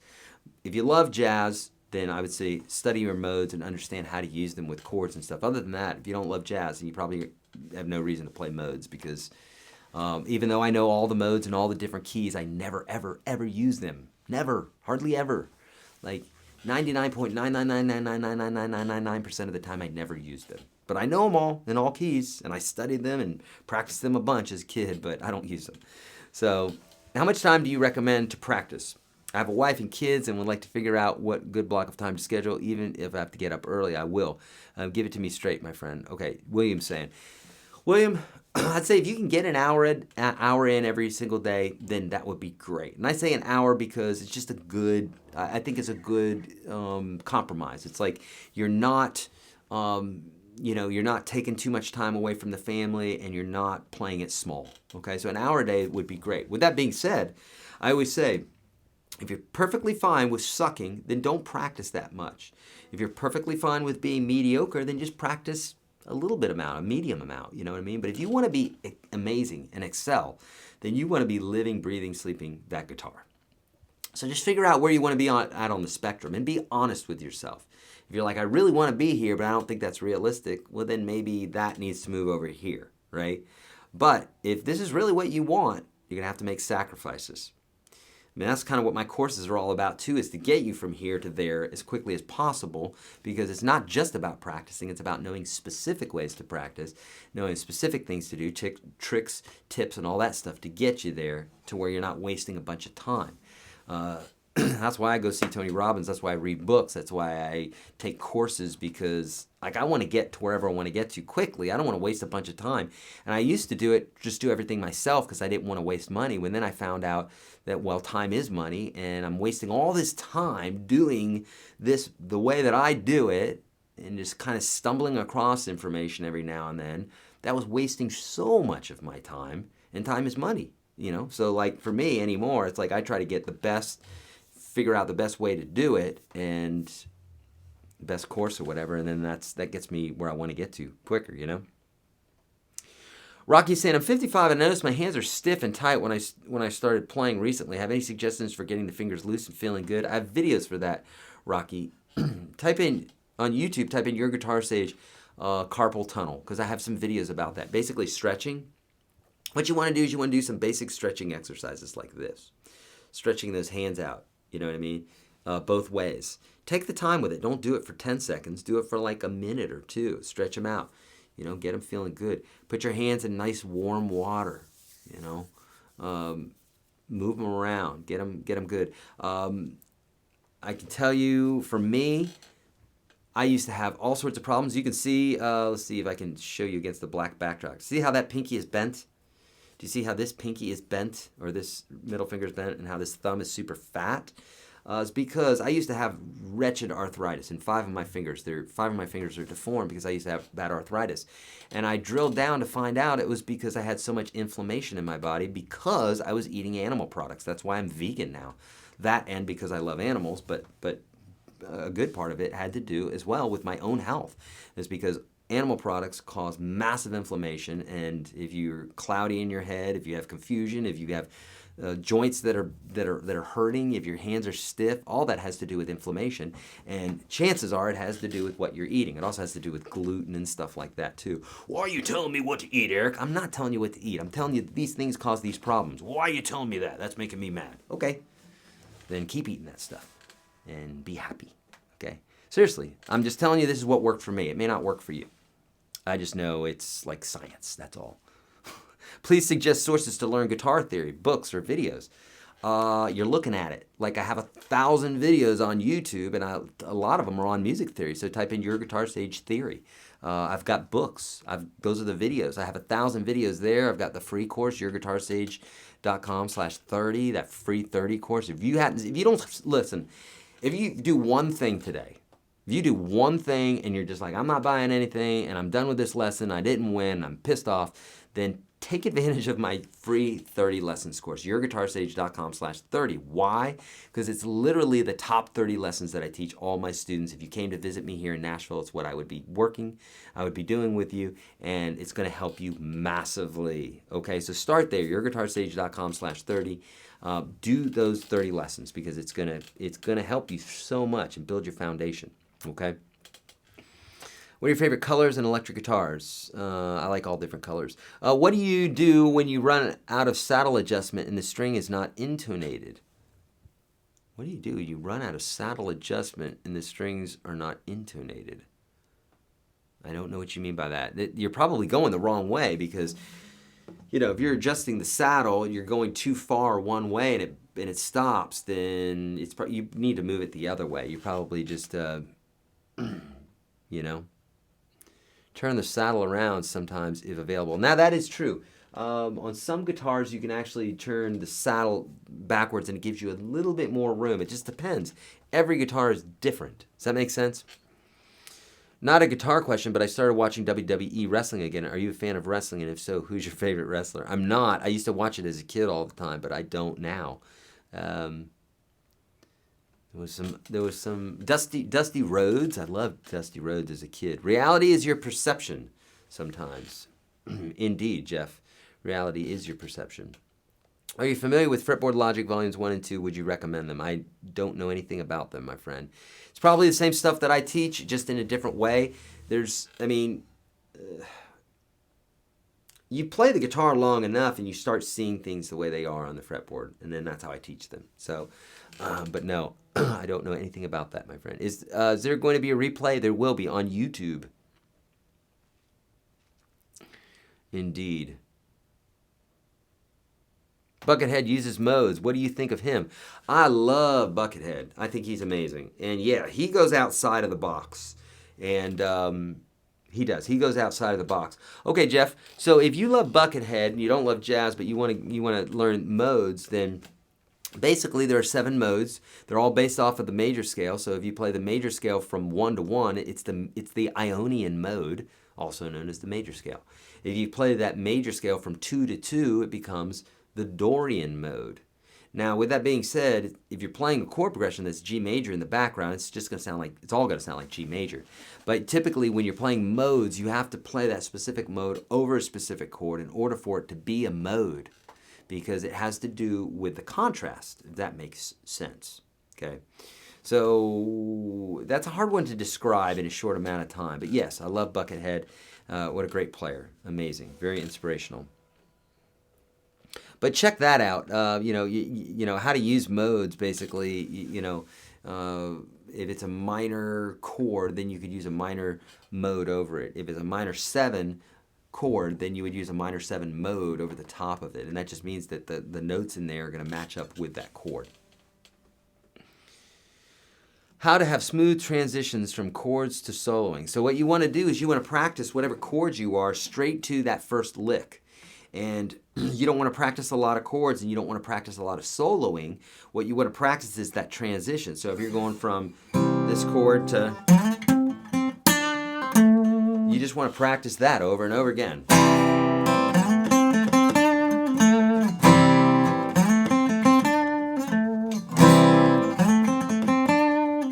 That makes sense, because if you're practicing soloing, then you're practicing soloing. If you're practicing chords, you're practicing chords. You want to practice the seam of where those two meet. I do this all the time with all sorts of things, solos and everything. So if you practice an hour a day, how much time would you recommend to use of that to practice songs? There is no right answer to this, so I always feel bad answering these questions, because really it's subjective. There is no amount. It's what makes you happy. So if you're really heady and you love to practice bits and pieces and exercises and theory and stuff like that, then do that. You know what I mean? If you love practicing songs, then do more of that. You want to do whatever's going to keep you into the game. Does that make sense? All right. Okay. Evan's saying, my wife and I tried to going vegan and we were loving it, but my wife got discouraged because she started putting on a couple pounds and completely discouraged her. Can you share what a typical day of breakfast, lunch, and dinner look like with you in a vegan diet? Yeah, since mainly we're talking about guitar today. I mean, I mentioned the thing about meditation, but I'll make it quick just because we've got a lot of guitar folks here and, that sort of thing. But yeah, so real quick, what happens a lot of times when people go vegan is a lot of times they might be doing it just for the, so animals aren't harmed. And I totally admire that. And I am one of those myself. I love animals just as much as I love people. And I think they have the same feelings that we do, obviously. I mean, you'd have to be very closed-minded not to know that, right? But but with all that being said, that's one reason to do it. The other one is the health reason, right? And so for me, what I've noticed with a lot of vegan people, especially folks that are doing it just for the animal well-being part, is they go and then they just eat a bunch of white bread and they're eating cake and this, that, and the other thing. They're getting tons of sugar. Well, that's great for the animals, but that's not great for you, because now you're not getting in all sorts of nutrients. So the way I like to think about it is I replace meat and dairy with things that are really nutrient dense, like vegetables, right? Vegetables and maybe some limited grains, but typically things that are, that are going to give me massive amounts of energy, massive amounts of nutrition. Okay, so really, when people go vegan, a lot of times they end up just eating tons of cheese and tons of, or they end up not doing that, but they end up replacing it with something because they're hungry, right? I'm not eating meat, I'm not eating cheese. Eating some stuff with some oils like avocados and nuts, and I mean, honestly, at this point, I'm a major foodie, so like, I love food, so I have to eat great vegan food in order to keep me happy, which I do. And there's so many great products on the market now. It's just crazy. I mean, you can eat stuff that just has amazing food, amazing taste, and satiation and everything else now. So really, you got to get in the know. You got to follow people on Twitter, follow people on Instagram. Get in the know. Get with some groups, because once you your proximity is power. So if you're around those people, you're going to know what to eat. If you're not around them, you're just kind of randomly doing it yourself. It's like picking up the guitar and randomly jumping on videos on YouTube. It's like you're going to get frustrated. You're going to be like, well, how am I going to get better, Because you need a course, or you need to be around the people who can show you what to do with the whole veganism thing. Make sense? Thanks for asking, Evan. Any tips on changing chords in time? Eric is saying. Great spelling too, by the way, Eric. Any tips on changing chords in time? Yes. What I want you to do is, when you're going from one chord to the next, like say from a C to a G, you want to leave the last chord early enough to where you land on the right chord on time. So what does that mean? That means leave as early as you need to be on time. Okay? If you have a job and you show up on time, does the boss care when you left, how long it took you to get there, and when you left? Are they going to be like, oh, God, I'm so sorry you left so early? They don't give a crap. They want you there on time, right? Same thing when it comes to playing chords. No one cares when you leave the last chord. Just get to the next chord on time. Because you can hang out all day long on that chord, and then you play the next chord not on time, it's going to sound bad. Watch. If I go 1, 2, 3, 4, 2, 3, 4, it's like it's going to mess me up because I'm hanging out on that chord too long. But if I go 1, 2, 3, 4, 1, 2, 3, 4, 1. If I leave that chord early enough, I can always get to the next chord on time. It depends on where you're at. Like some people can have to leave earlier. Just do that. And so another way to do it is go like 1, 2, 3, 4, 1, 2, 3, 4. Make sure you're on the downbeat on the 1 and practice that. I talk about that a lot inside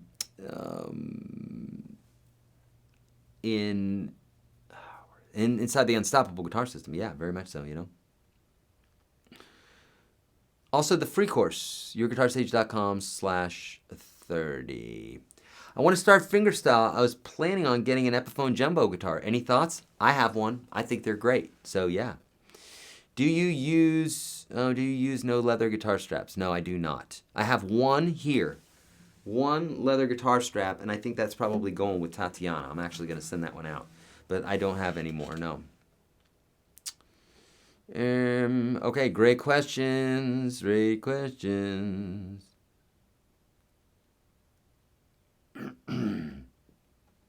Thanks for answering my vegan questions, Eric. I know a lot of people go vegan and still eat junk food, indeed. But our goal is healthy eating, so I'm going to work on it more. Yeah, Evan, there's just tons of great stuff, man. Get to Googling, get to follow. Just follow as many people as possible. You're going to find some of them are worthless and then some of them are amazing.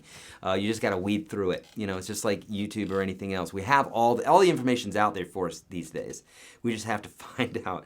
We got to get rid of the crap. Hence the Unstoppable Guitar System. That's like none of the crap. Just streamline. This is what you need to do. Same thing with eating and everything else. There's a lot of crap out there. There's a lot of good information. You just got to figure out which one's good, which one's bad. That's for all of us at everything we're learning, right? It just is. All right. All right, we're probably going to end it here soon because I'm literally at the bottom of the chat. So we'll answer some more questions here, but we're right at the 2 o'clock mark. That means we've gone 3 hours. Yay, right? And 181 of you, at least in the chat room. I'm sure there's some folks over on YouTube as well. For those folks on YouTube, if you have any last minute questions, you know where to go, YourGuitarSage.com/live. Why? Because you can get in there right now still and get some last minute questions answered. I'll go another few minutes, okay? If you didn't get your questions answered and you keep posting them to YouTube, pardon me, it's what being around 11,000 people and having no sleep does. Make sure you go over there and get your questions answered, okay? And also the PDF is there, and you can rewatch this video and have that PDF for you, okay? Are there lessons for chord forming out of notes all over the fretboard? Is there lessons on chord forming out of notes all over the fretboard for your answers? Okay. I'm not sure. I think you probably mean the cage system. You probably mean can you form chords all over the fretboard? Yes. On YouTube, or if you're in the Unstoppable Guitar System, just search cage. I have many, many videos on this, a whole system of it. But on YouTube, I think I have a couple videos that kind of briefly talk about some things, but it'll give you a lot of information. So on YouTube, type in YourGuitarSage, that's me, Caged, C-A-G-E-D. That will help out a ton. Okay? What is the best way to put a strap on a guitar? Mine does not have a place on the bottom to attach a strap. Okay, Louise, so a lot of guitars don't have one right here, right? They don't have a peg right there. They've got one here. And then, like old school, what you would do is you'd put the strap there, and then it would go, behind your neck, and then you would attach it right here with like a shoelace. Which, why in 2018 not every guitar manufacturer puts a peg right here? I don't know why. That drives me nuts. It's not 1962. We're not playing Kumbaya in a daggone field with flowers in our hair, where we got this thing over here and we're putting a guitar strap or a shoelace here. Dear God, guitar manufacturers, put a daggone peg there.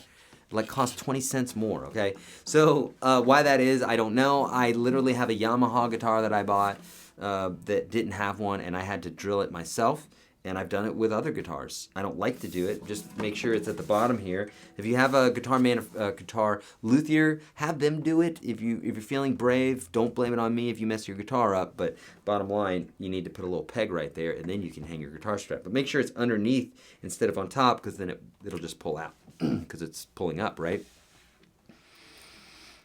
Okay, great. Epiphone EJ200. Yeah, that's the one I have, Eden. Yep. Is it really a lot of country guys out there in Nashville? There's a lot of country guys. There's a lot of rock guys. There's a lot of independent. It's all. There's rap. There's you name it in Nashville. It's Music City. It's a plethora of insane players, bass players, guitar players, all. You know what I mean? So country kind of gets its, that's what we get the rap for, because we started off so country, right? But all is here. So many, okay? Okay, I play a lot by myself. Okay, we got a few other people in here. We'll get to a few other questions, and we're going to head out. I play a lot by myself and relatively new, but I have a loop pedal with a few channels, and I love it. Do you have any advice on filling out the sound and making it full? Yeah, play chords of different formations. So if you play this C, play this C, play this C, play this C, play this C. Check out the Caged system on YouTube. YourGuitarSage Caged, and that'll tell you more about what I'm talking about. And then also play little noodly notes within those chords to make it sound cool. Experiment, experiment, experiment. That's what you want to do. Can you play a song before we wind up today? Yeah, I'll play a song leaving out, okay? On the way out. Why do guitar players put the guitar on the right thigh instead of the left thigh like classical guitar players? That's a great question, William. I'll answer that in detail in the third video that's inside of the free course, YourGuitarSage.com/30. Watch that in detail, because I talk about the classical stance and I talk about the folk stance and the reasons for both of them, okay? Hey, Eric, how would you make a song interesting that has the same chord progression for the verse and chorus? Example, the song Save Tonight by Eagle Eye Cherry, which I love that song, has the chord progression A minor, F, C for the entire song as a player, but I want to make it interesting but still have people sing along with it. Okay, so what you can do is, so it's like, let's see, Save Tonight, I don't come tomorrow, I love it, save tonight. Right, that's that song. So you could go do something like this.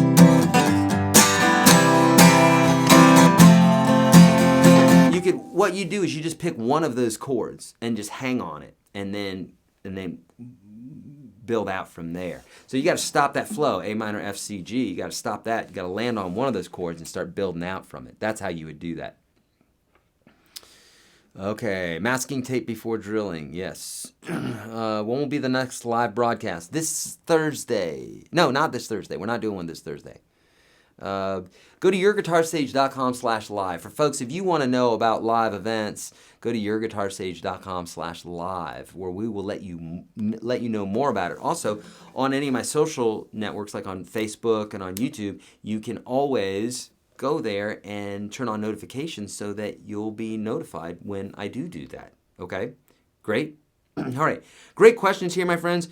A couple things before we leave out. You guys have been fantastic. Congratulations to you guys. There's 185 people still in the chat room. That's amazing. I don't know if we've had that many people ever here for that long, this far into it, which is over 3 hours into this now. That is absolutely amazing. So congratulations to you guys and great questions. For you folks on YouTube, thank you so much for hanging out. Next time, you'll know where to come, YourGuitarSage.com/live, so you can get your questions answered and get all the extra goodies. If you haven't already, make sure you download the PDF, right? That's on this page. It says right above the chat, you'll see it. It'll say download the PDF, go here. Where it says go here, click that, and then download that PDF. And then rewatch this if you have any questions, because I promise you, this stuff is the most incredible stuff that I learned as a guitar player. It helps me every single day. So if you have that PDF and you rewatch this, or you got the concepts and you have the PDF, you're going to get this, okay? I promise you. Lastly, or three other things. For gear recommendations, I had a lot of questions about gear today. I want to make sure that you guys are in the right place. You know what my motto is, you know, it doesn't take a lot of money to get what it is that you want. The more you spend, a lot of times you do get more bang for your buck, okay? Depends on what it is.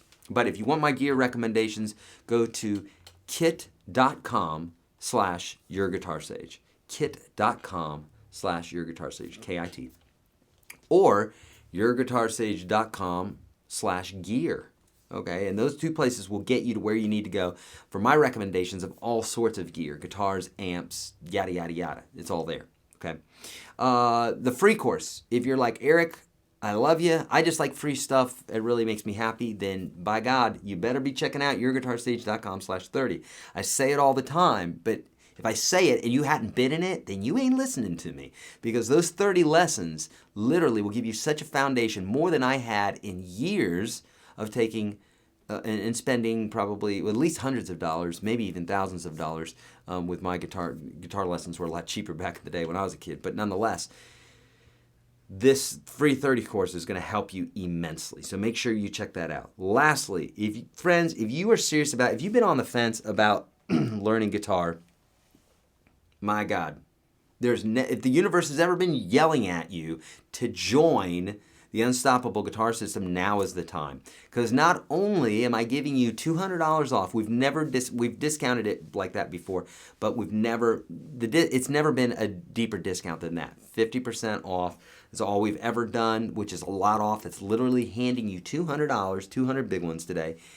And we've never done this, is giving you a coupon for somebody else. So let's say a cousin or a friend, or a birthday's coming up or whatever. I mean, think about it. You have any friends who play guitar, any loved ones that play guitar and they want to get in there too? Give them that coupon. That would be a great gift, because you're literally giving them $200. I'm telling you, this is a course that we sell all live long day since 2012 for $400 a pop. This is not some made up cost. It's actually what it costs all the time. So if you're serious about doing it, get in there. You're talking about nearly 600 lessons, which comes down to about 36 cents a lesson. It's an ever-growing course. There's nearly 600 lessons in there, nearly 600 jam tracks. I put an hour of new material in there every single month.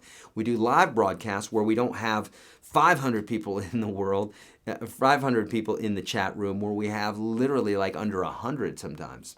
So you definitely get your questions answered. Email support, so if you're in the middle of a video and you're like, I don't understand, you pop right underneath and you're like, Eric, what about this, that, the other thing? We get back with you like ASAP, usually that day. So there's all sorts of support for you. And here's the other bit. If you're like, I'm not convinced, Eric, I don't like $200 off. I don't like a $200 coupon for my friend. I don't like that many videos. I don't like the, if you're like this and you're like, I'm still not convinced. Well, then here's the deal. Pull the trigger, and you got 30 days. If you got 30 days to be in this thing and still not like it, you can just be like, Eric, it's just too much. I'm learning too much, and I finally became who I wanted to be as a guitar player. Screw you, I'm out of here. Then do that. Seriously. Take advantage of me for a month, then get in the program, enjoy it, have a great time, and then get out if you want. I would love for you to stay. so you can continue to learn and be in the live broadcast and all that stuff. But if you think that you're on the fence about it, then get in the program today, and you've got 30 days. So basically, you can get in today, and you've got 30 days still yet to decide, okay? You decide you don't want to be in the program, we will literally give you 100% of your money back, and you'll probably have the coupon code. I'm pretty sure we're going to give you the coupon code before the end of those 30 days. So you'll have that anyhow. You can give it to a friend, take advantage of it, this, that, and the other thing. Okay?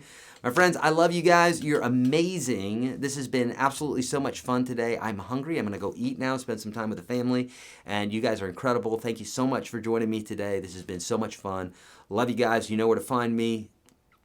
I'm out of here. And here we go. I'll play a little something. I'll do some finger picking, and I'll do some strumming, and then we'll be out of here, okay?